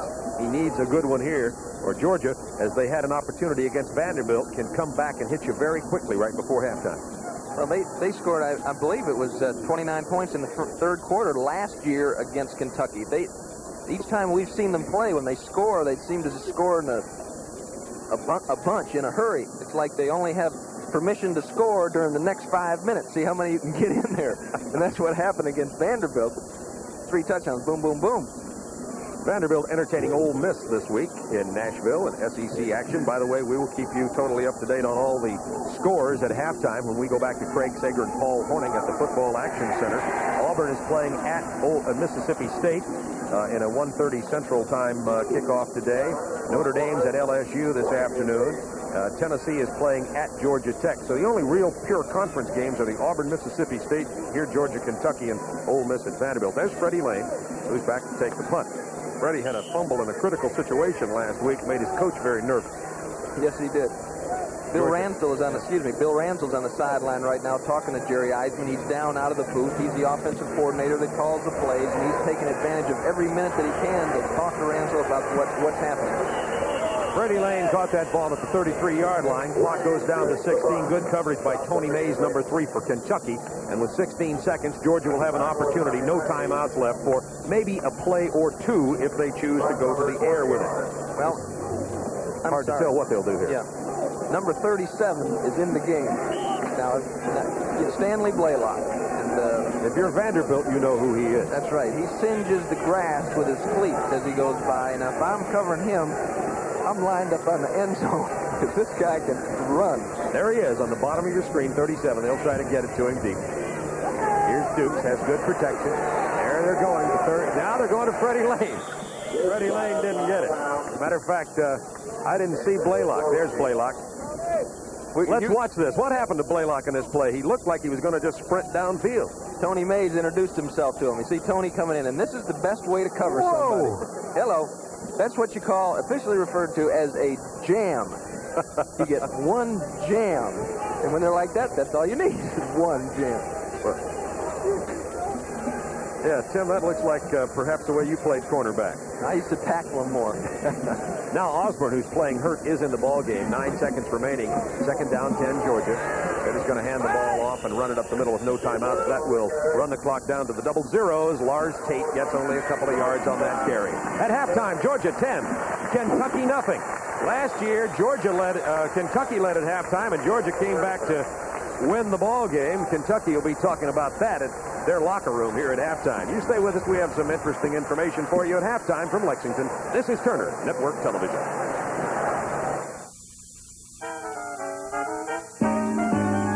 Hey, hey, have you tried it? Put it on, you're gonna like to see. Members only. When it's on, it's first and great company. Members only. Well, only the best to do.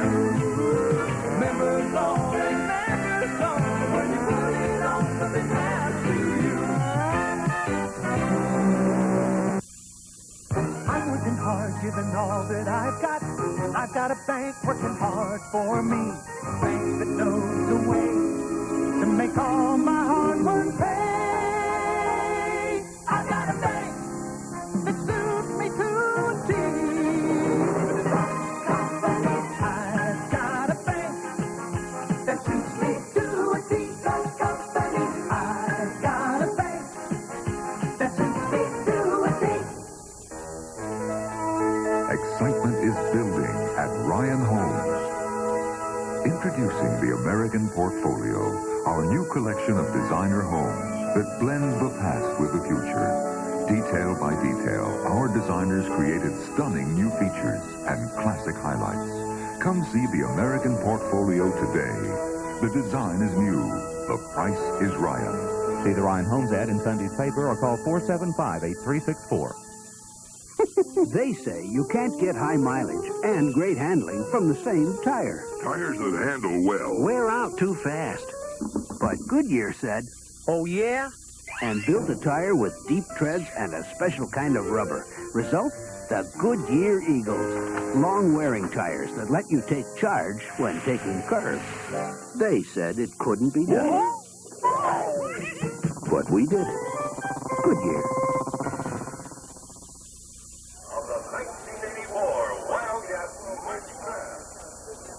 Georgia leading 10-0 at halftime. The Wildcat marching band about to perform here, and we'll be showing you some of that coverage in just a couple of minutes. You know, we talk about the football glamour positions of quarterback, wide receiver, etc. The position of tight end is not really a glamour position. It's important, but it's often unheralded. Such is the case with our player of the week, Scott Williams of Georgia. When the Georgia Bulldogs scored 62 points last week, one of the only players not to score was tight end Scott Williams. However, when Georgia needed a clutch catch, they looked to number 30, and Williams responded. This diving reception on the Vanderbilt 4-yard line helped to set up one of Georgia's early scores. But even more important to Georgia's offense, Williams graded 90% as a blocker, the best of any offensive lineman. This block helped spring number 32, Lars Tate, for a Georgia touchdown. On this play, watch number 30 turn in a defensive lineman to spring number 22, Tony Mangrum. Scott Williams fits the mold of a team player, silent but with good results. He had 4 catches for 76 yards. 62 points for Georgia versus Vandy last week, and the key to their offense, a young man who never reached the end zone. Our Southeastern Conference Player of the Week from Georgia, Scott Williams. And what do you call it? Poetic justice today. Williams recovers a fumble, runs it in for his first touchdown. A 16-yard run here against Kentucky. He has 2 catches for 17, so he's continuing his performance, and he's moving into the ranks of the heralded tight ends in the Southeastern Conference. Now, before we go down to the field and enjoy the sights and sounds of the Wildcat Marching Band, we're going to pause to take a closer look at each of today's participating schools. More than 6 billion people will live on Earth by the year 2000. 2 billion more people than in 1975. One of the essential jobs of a research university is finding solutions to mankind's problems. And one of our most compelling problems is how to meet the demands of the largest population increase over the shortest time in world history. We must provide food, fuel, and shelter for 1/3 more people. At the same time, our natural resources are being exhausted. The quality of all our lives in the future depends upon finding answers. Research at our university has shown how to use organic material in place of petroleum so that supplies of food, fuel, and fiber can be vastly increased. The University of Georgia, America's oldest chartered state university, is finding the answers our nation and world must have when tomorrow comes.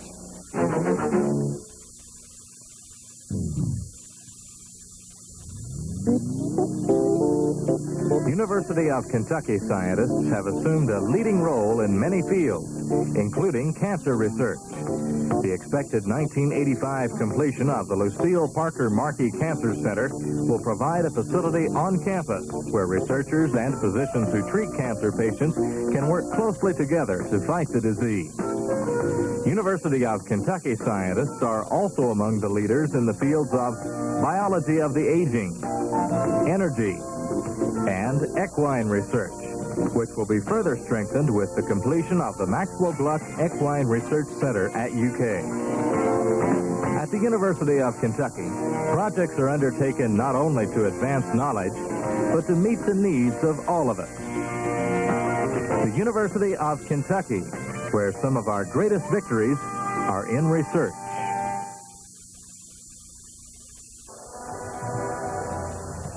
There's the Wildcat Marching Band on the field here at Commonwealth Stadium in Lexington, Kentucky. William Harry Clark is the director of the band. The drum major, Kelly Groth, the finance junior from Russell, Kentucky. And we're going to be hearing selections Jack's Miraculous, theme from Indiana Jones, and My Old Kentucky Home. Let's enjoy the 260-member Wildcat Marching Band. Nothing until they got a lucky break on a fumble. Let's have a look at the highlights. The first score of the game, and what looked to be the only score of the first half of the time, was a 34-yard field goal. Kevin Butler, playing with a sore right kicking leg, hit that one, later missed a 41-yarder. That was late in the first quarter. Early in the second quarter, Jeff Sanchez is going to be back right near his goal line. Ransdell looking over the middle, and it's picked off by number 31, Sanchez, who returned it 24 yards. It was Sanchez's 4th interception of the year and stopped the Kentucky scoring drive. David Dukes now looking for number 89, Anthony Clancy, who had been injured earlier in the year and is back and playing and showing some offensive punch for the Bulldogs. And Tim, here's the play of the half. Watch the fumble from Tron Jackson on the pitch. The ball hits the ground. Scotty Williams picks it up in his own backfield, takes it back. Some alert Georgia players threw some excellent blocks, and they got 7 points out of that. Not planned, but they'll take them. And this series with Georgia and Kentucky has been wild in the second half of the past week, and look for the same. And we'll be back for the kickoff right after this. This is Turner Network Television. Good days start with great mornings. The day's looking new and bright, and you're gonna start it right. Folgers starting to brew, the aroma's calling you. The best part of waking up is Folgers in your cup. Nothing brightens your morning like mountain-grown Folgers, because mountain-grown coffee has more enticing aroma and richer flavor than any other kind. That rich aromatic blend is your best morning friend. Starts you out feeling good, the day goes like it should. The best part of waking up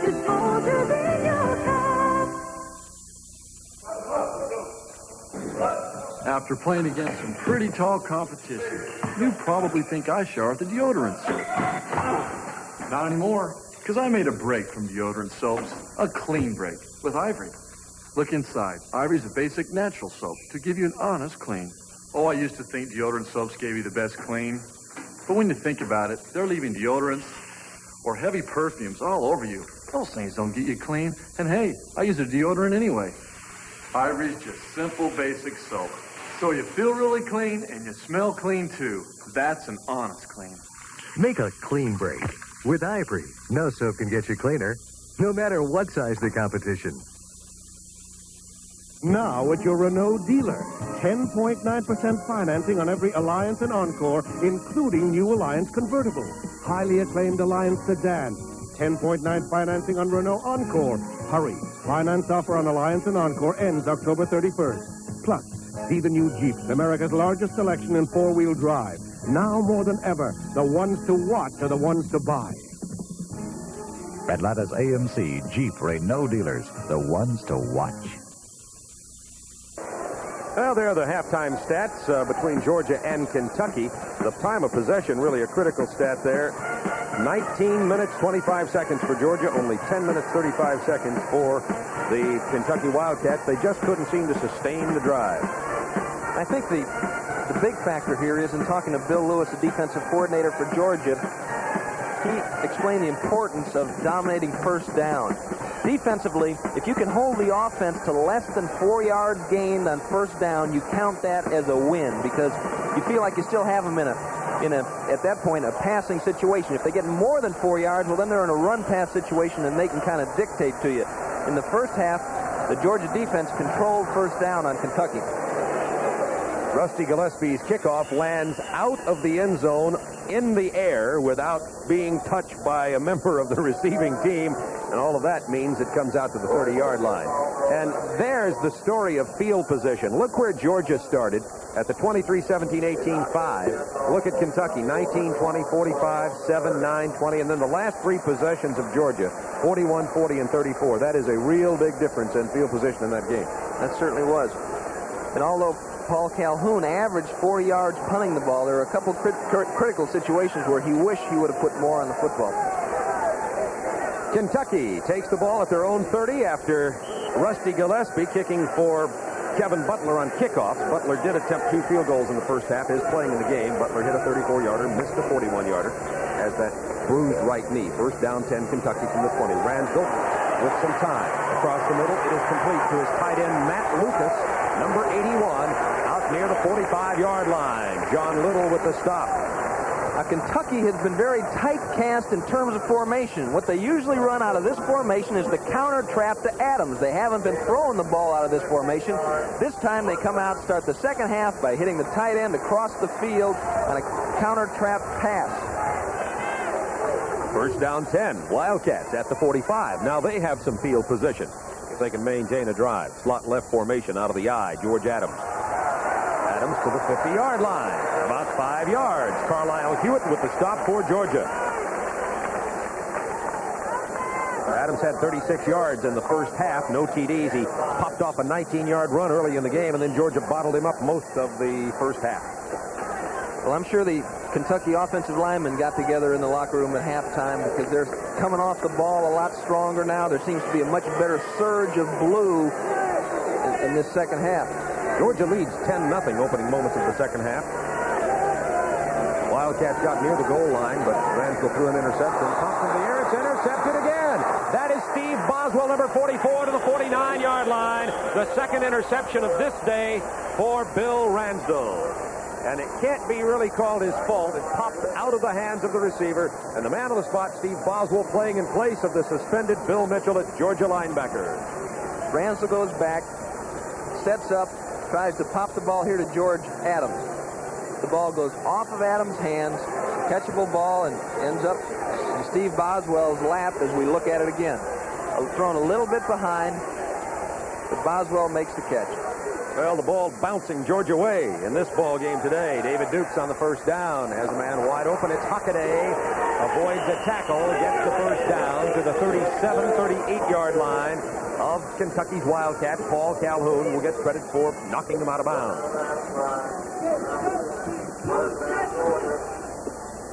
That's exactly what Kentucky obviously did not want to have happen on their first possession. You want to come out there and get something on the board the first time you have the ball, try to redirect the momentum a little bit. Didn't happen. Hockaday in motion to the top of your screen on a 1st and 10 from the 37 of Kentucky. Hand off to the fullback. That's Andre Smith. Almost popped it again. Got 9 yards to the 29-yard line. Steve Mazza with the stop for the Wildcats. And, you know, after a while, you have to start wondering just how good this Georgia Bulldog team is. They are undefeated in the SEC, 3-0. They lost only to South Carolina, and they have been physically dominating teams the last 3 games. It's happening again here today. There's no question about it. Their offensive line is improving week by week, even though they're playing different positions. 2nd down 2 Bulldogs. There goes Hockaday in motion again. This is Mangrum. Gets the 1st down. And an extra yard or 2, thanks to second effort, to the 24-yard line. 56, Frank Hare with the stop for the Wildcats. Mangrum had 23 yards in the first half. Tron Jackson had 24, and Andre Smith had 35. And Williams had 16, the tight end, on picking up that fumble and running it into the end zone for Georgia's only touchdown. The skies are becoming increasingly cloudy here in Lexington, Kentucky. Very pleasant afternoon, temperature in the low 70s. 1st and 10, Georgia from the 24 of Kentucky. It's to Mangrum. Mangrum to the 18 and runs into some blue shirts and stopped there. Gain of about 5. Brian Williams with the initial hit for the Kentucky Wildcats. It's always fun to play defense for an offense for a team that runs the ball. In a passing situation, if you throw an incomplete pass, obviously the clock stops. Not as much time elapses while the offense has control of the football. Georgia put together a couple of long drives in the first half that didn't necessarily result on points in the board, but ate up a lot of time. 2nd down 5 from the 19. Freddie Lane in motion. The 4 goes back the other way. Hand off to Andre Smith, and he's hit behind the line by a penetrating Brian Williams, number 2 for Kentucky. Williams is a key man out there. He's compared a little bit, by the way, to John Little of the Georgia Bulldogs. Even though he's called a defensive end, he's really more of a rover back, a defensive back. 5'10", 200 pounds. He's a weak side linebacker, really, and the way they use him, he's almost like a strong safety, Bob. Claiborne looks at the scoreboard. 3rd down 3, Georgia only 2 out of 9 on 3rd down conversion. Lane in motion. Mangrum, short of the 1st down. Tripped up by 96 John Dumbo from Troy, Ohio. And here comes the Georgia field goal kicking unit. Kevin Butler, who's 1 out of 2 today, hit a 34, missed a 41-yarder. This one's going to be in the mid-30s range. He doesn't seem to be swinging with the same intensity, and that's obviously due to the injury. And if he's going to miss, he'll probably miss to the right. You know, he's not coming through all the way as he did earlier on. And you saw that when he missed the 41-yarder. Has the tape around his right knee. This one is 33 yards out. Hits it plenty hard. This one is good, a 33-yarder for Kevin Butler. He's 2 out of 3 on the day. Georgia glad to have him back after the injury. It is Georgia 13, Kentucky nothing. 10:48 to go, 3rd quarter from Lexington.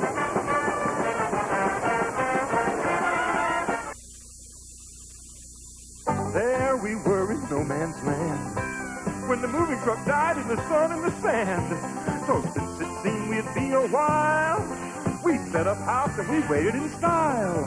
And we waited, and we waited, and we waited. Now I know Ryder and some newer. They're tougher, they're strong, and driving a bargain sure didn't pay. So next time I'll think this way, it's Ryder or it's wrong. This bud's to everyone who tackles the changes and challenges of that new promotion. This bud's for you. There's no one else who does it quite the way you do. So this is you. For all your time, Yep, just for you, that distinctively clean, crisp taste that says Budweiser. For all you do. Yeah, this bud's for you. There's the Bulldogs. Bulldog scoring drive, 7 plays, 33 yards. That came after the Bulldog interception. And Steve Boswell picked off a deflected pass, then a 33-yard field goal by Kevin Butler, and we have the 13-0 Georgia lead over Kentucky. And Georgia kicking off to Kentucky again. The Wildcats have moved it right out to midfield. There's Rusty Gillespie's kick. It's a good one, right in the middle of the end zone. Here comes Logan. Mark Logan down the sideline, out of bounds at the 23-yard line. Way back at the 23 is where he stepped out. David McCluskey, Georgia special teams leading tackler, made the stop. Here's a great view. A great you shot play the kicker. Yeah, a great shot of it coming down to Mark Logan. And the thing to do in that situation is probably to down the ball and get it on the 20. Georgia had an opportunity to, if it wasn't for a couple of fine blocks, to get him tackled around the 10-yard line, and then Kentucky really would have been in a hole, but they're out to the 23. On a first down 10.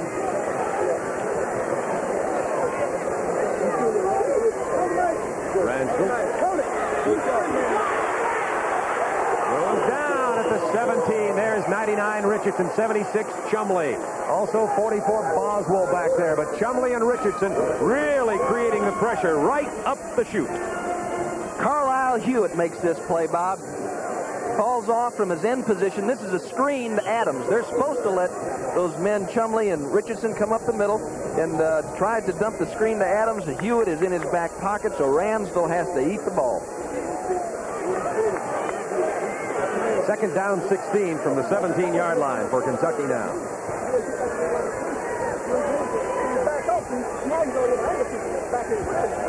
Audible at the line of scrimmage, obviously, by Ransdell. Pulls up quickly and throws it.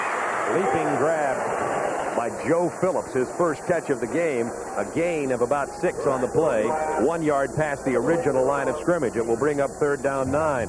Joker Joe Phillips, they call him. 1 TD, 13 catches. He's the leading receiver among the wide receivers, but he's been shut down here this afternoon.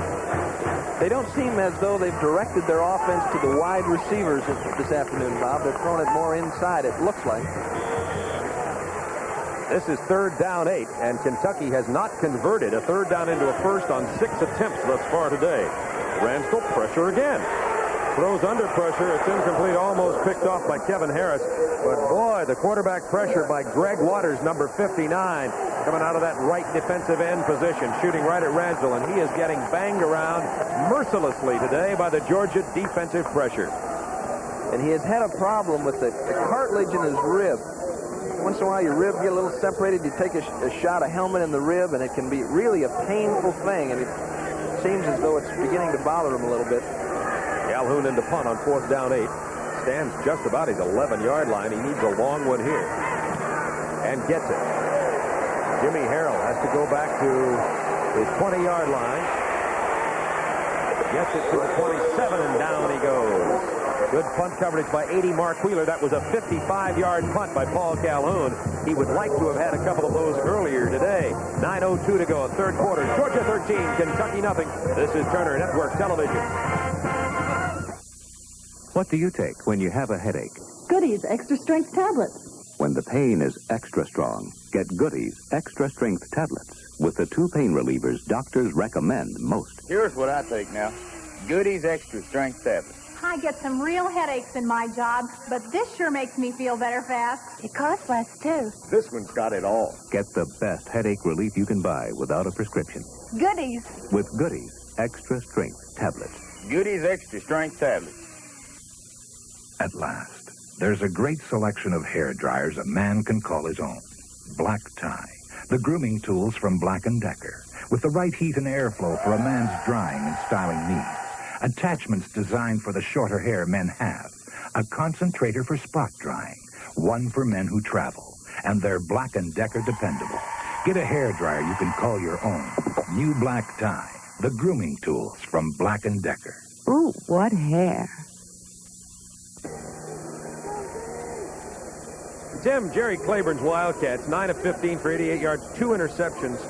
their leading rusher. Adams has only 40 yards, 41 yards in the game. What do they have to do to get this offense going, Kentucky? I think Kentucky, you're going to see them opening up a little bit more. They came out, ran a play pass on first down. You'll probably see a little bit more of that. Ransdell, they just have to give him time to throw the ball. They may come with 2 tight ends to give him a little bit more time back there. Now they've got to stop Georgia. Here's Dukes. Incomplete. He wanted to go to Freddie Lane at about the 45-yard line. Lane had trouble in traffic on the far sideline. We're going back to our studios in Atlanta for this college football update. Okay, Bob, this is play action. Colorado quarterback Craig Keenan, an 80-yard bomb to Ron Brown. They trailed by 8. They score here. They went for a 2-point conversion, tied it up, but the very next possession, Oklahoma State scored. They now lead Colorado 15-8 second quarter. Back to Bob. Lars Tate in the ball game for Georgia now. Second down 10 from the 26. David Dukes on the option. Tate's down at the 20. He slipped down, but one of the reasons was the excellent penetration from the right tackle spot of Jerry Reese, number 54, the freshman who's having to play for Jeff Smith. I'm not sure that you're going to see this play again. This is the 3rd time Georgia's run it. The first time it's kind of inconclusive results. The last time the ball was on the ground, and that time they lost 4 yards. That youngster was Kentucky's Defensive Player of the Week last week in the loss to LSU. He's playing very well again today. 3rd down 15, Georgia, from the Bulldog 21-yard line. The Wildcat crowd coming to life now. Handoff to the tailback. Lars Tate stops at the 25. Georgia will have to give up the football. Good adjustment by the Kentucky defensive coordinator, Terry Strock. They had been running back into the sideline from a wide side formation. That time he had his Kentucky defense ready to play. Georgia will punt the ball away. In will come Chip Andrews, who's having himself another outstanding afternoon for Georgia, punting the football, averaging 49 yards, almost 50 per punt. There's 83, Eric Pitts.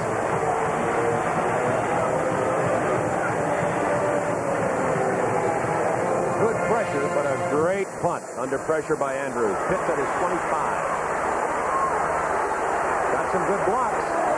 Matter of fact, one of them was too good, according to the official on the spot. He throws a flag. No doubt that will be clipping. And McCluskey makes his 4th special teams tackle of the afternoon for Georgia. The backup fullback. A 50-yard punt by Chip Andrews, and Kentucky's going to put themselves into a hole. Here's the announcement. Mac Gentry. Clipping! Returning team! Let's see if we can pick this one up. We're going to see it again. They got it. Number 95 right there is who they called it on. You know, and I think that was kind of inconsequential. That's a big penalty for that insignificant an occurrence, in my opinion. Number 95, Matt Steins, the man who had the flag thrown on him. Scott Williams was called for a clip earlier today, also on one that was very close. They have equaled it between the two teams. Clipping! Receiving team! Back to the 11.5-yard line, and Tim, you were talking about what Kentucky has to do to try to get something going against the Dooley Dogs here, and this makes it even more difficult deep within their 15-yard line. You're less likely to be adventuresome down here, that's for sure. They do spread it out in a slot left formation, but hand the ball to George Adams. He gets a yard or two and not much more. Henry Harris, number 52, in at the nose guard position for Georgia, making the stop. Georgia has tightened up that 60 defensive look on them today. They're making it very difficult up the middle. They certainly are. As we mentioned earlier, Bill Lewis has moved his defense in a half a man. Now, what that means is that instead of lining up on the inside shoulder of the defensive end, for example, you'd line up on the outside shoulder of the tackle. You're just a couple yards in closer, and then they're pinching. Second down 8. Kentucky with split backs now. Good pressure. Ramsdell avoids the sack. He completes it to Derry for the first down and more to the 28-yard line. Fullback Chris Derry. John Little with the stop for Georgia. Ramsdell under intense Bulldog pressure got away the pass. This is what they like about this guy's John. He's got kind of a John Wayne mentality. He'll stand in there. If he tries to get out, he continues to look downfield, and he finds Derry open. And look at Derry. They may start handing him the ball. That's a good run by Chris Derry. He had only 3 catches all year and only 4 carries before this ball game. Here's George Adams. Cutting against the grain, nothing. Georgia really covering well, and Steve Boswell having himself a whale of an afternoon at linebacker in place of Bill Mitchell, number 44, with his 5th tackle. We're going to pause 5 seconds to allow our local stations to identify themselves. This is Superstation WTBS, Atlanta, from Turner Broadcasting System.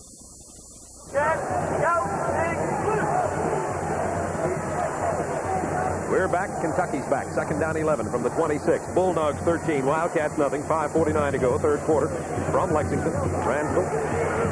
Quick toss to Adams to the 36-yard line. Short of the 1st down. And Steve Boswell with another tackle. Boswell dropping to his zone, reacting as the ball is thrown on Adams. They're having a hard time getting their running game on track, Bob. I think you're going to see a little bit more of that possession-type passing, ball control passing. The same thing that Mississippi has done so effectively. Speaking of possession, this is 3rd down 2. Kentucky has not converted on 3rd down yet today. Ransdell. Incomplete. They do not do it again. Kentucky 0 for 8 on 3rd down plays. That has been part of the story in Kentucky's inability to maintain a drive against the Bulldogs today. Pass was intended for Pitts, Harris covering, and Ransdell now 11 out of 17. Now remember last week when Kentucky stalled, they inserted quarterback Kevin Dooley, a freshman, who came in and drove for 2 touchdowns. Of course, Kentucky does not want to do that, but we might keep it in mind. Here's Calhoun. Pretty good distance on this punt to Harrell. It was kind of a line drive at his 24. Harrell up the middle. They're going to have to catch him from behind. Jimmy Harrell, touchdown, Georgia. He took it at his 24, 76 yards. Jimmy Harrell. The Bulldogs blow it open, 19-0. This is where we're supposed to be quiet for the crowd response, right, Bob? The Kentucky crowd is awfully quiet. Excellent job. The ball was kicked low and outdistanced the coverage a little bit, but a fine job of blocking by Georgia. Sprung Harrell, and then when you have that return on up the middle, fewer players have an angle on the man with the ball. Takes it all the way. Got an escort there, Kevin Harris. This has been a weak spot for Kentucky. They had given up 134 yards in punt returns coming into this game. The point after is good by Butler. It is Georgia 20, Kentucky nothing. 4:51 remaining in quarter number 3 from Lexington. All those Bulldog fans are glad they made the trek. About a 9-hour drive from Athens, Georgia.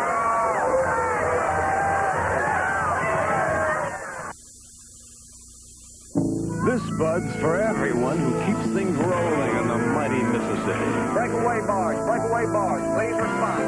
Get him. Holding, we're right below here and going all the way out. I'll come around on port side and bumper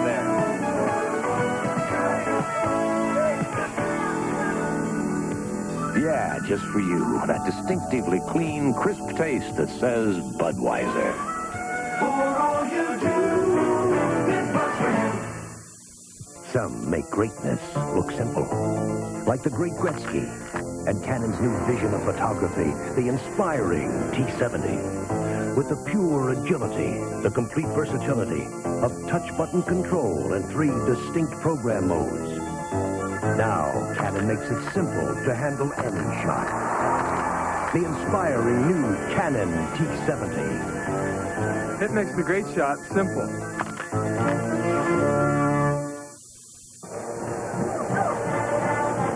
Here's number 82, Jimmy Harrell. He is on this team to do just this. And he does it well. Calhoun knocked it deep, not too high. Gave this return a chance to form.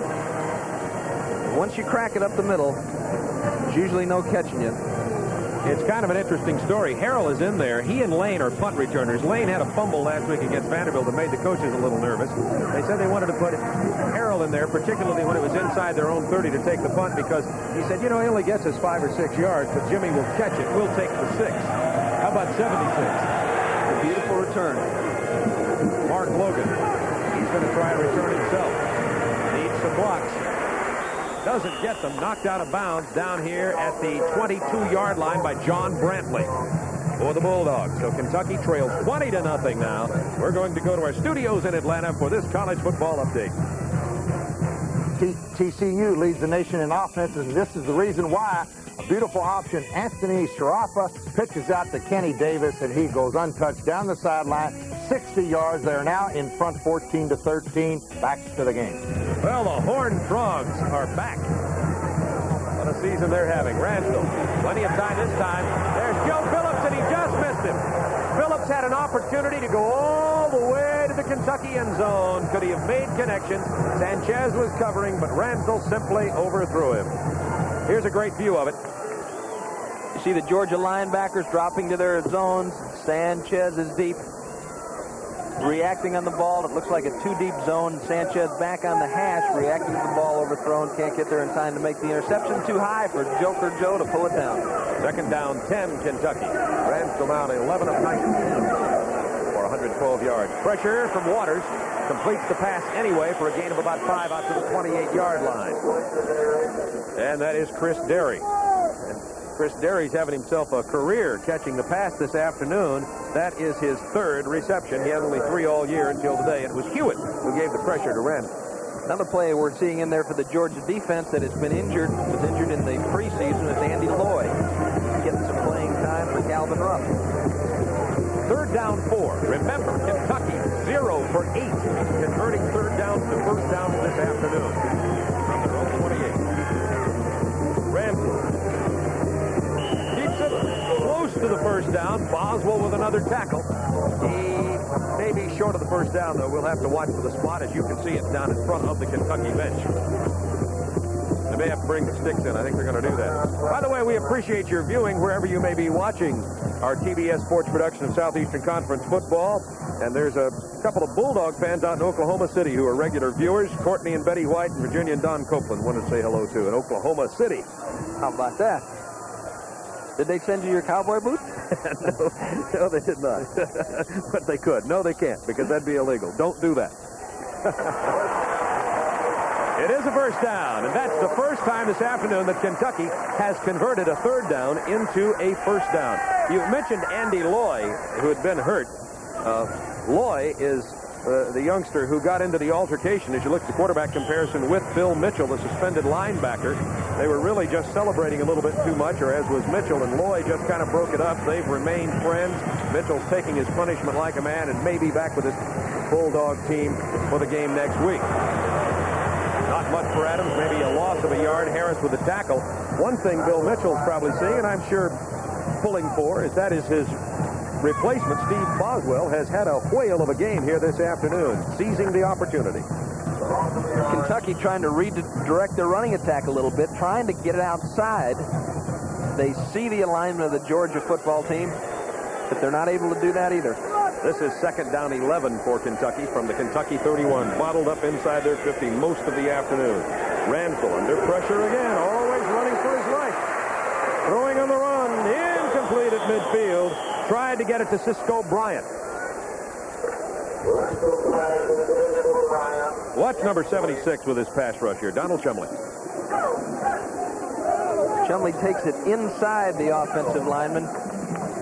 That gives Ransdell an opportunity to break the containment of the pass rush. Now, Chumley will get in trouble for that, even though he put pressure on the quarterback.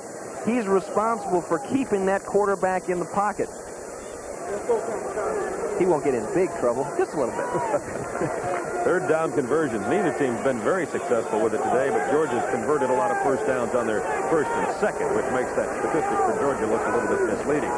Here is number 25, Mark Logan, getting a few yards. Culpepper with the Georgia tackle. That was on third down and draws boos from the Wildcat crowd here.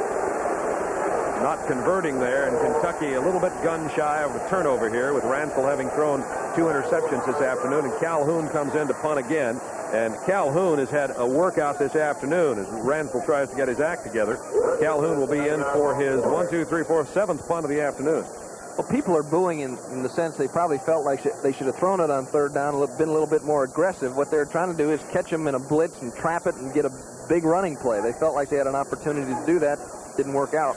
Georgia leads 20-0, 2:37 to go in the quarter, and Jimmy Harrell had a 76-yard punt return the last time he touched the ball.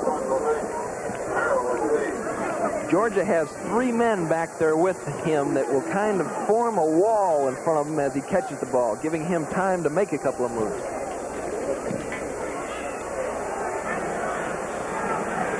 From the 23, Harrell goes down immediately. That 76-yarder got the Wildcats' attention. Tony Mays was the first man down to make the stop on Harrell, who's a senior from Summerville, South Carolina. The score, Georgia 20, Kentucky nothing, 2:18 to go, third quarter. This is Turner Network Television.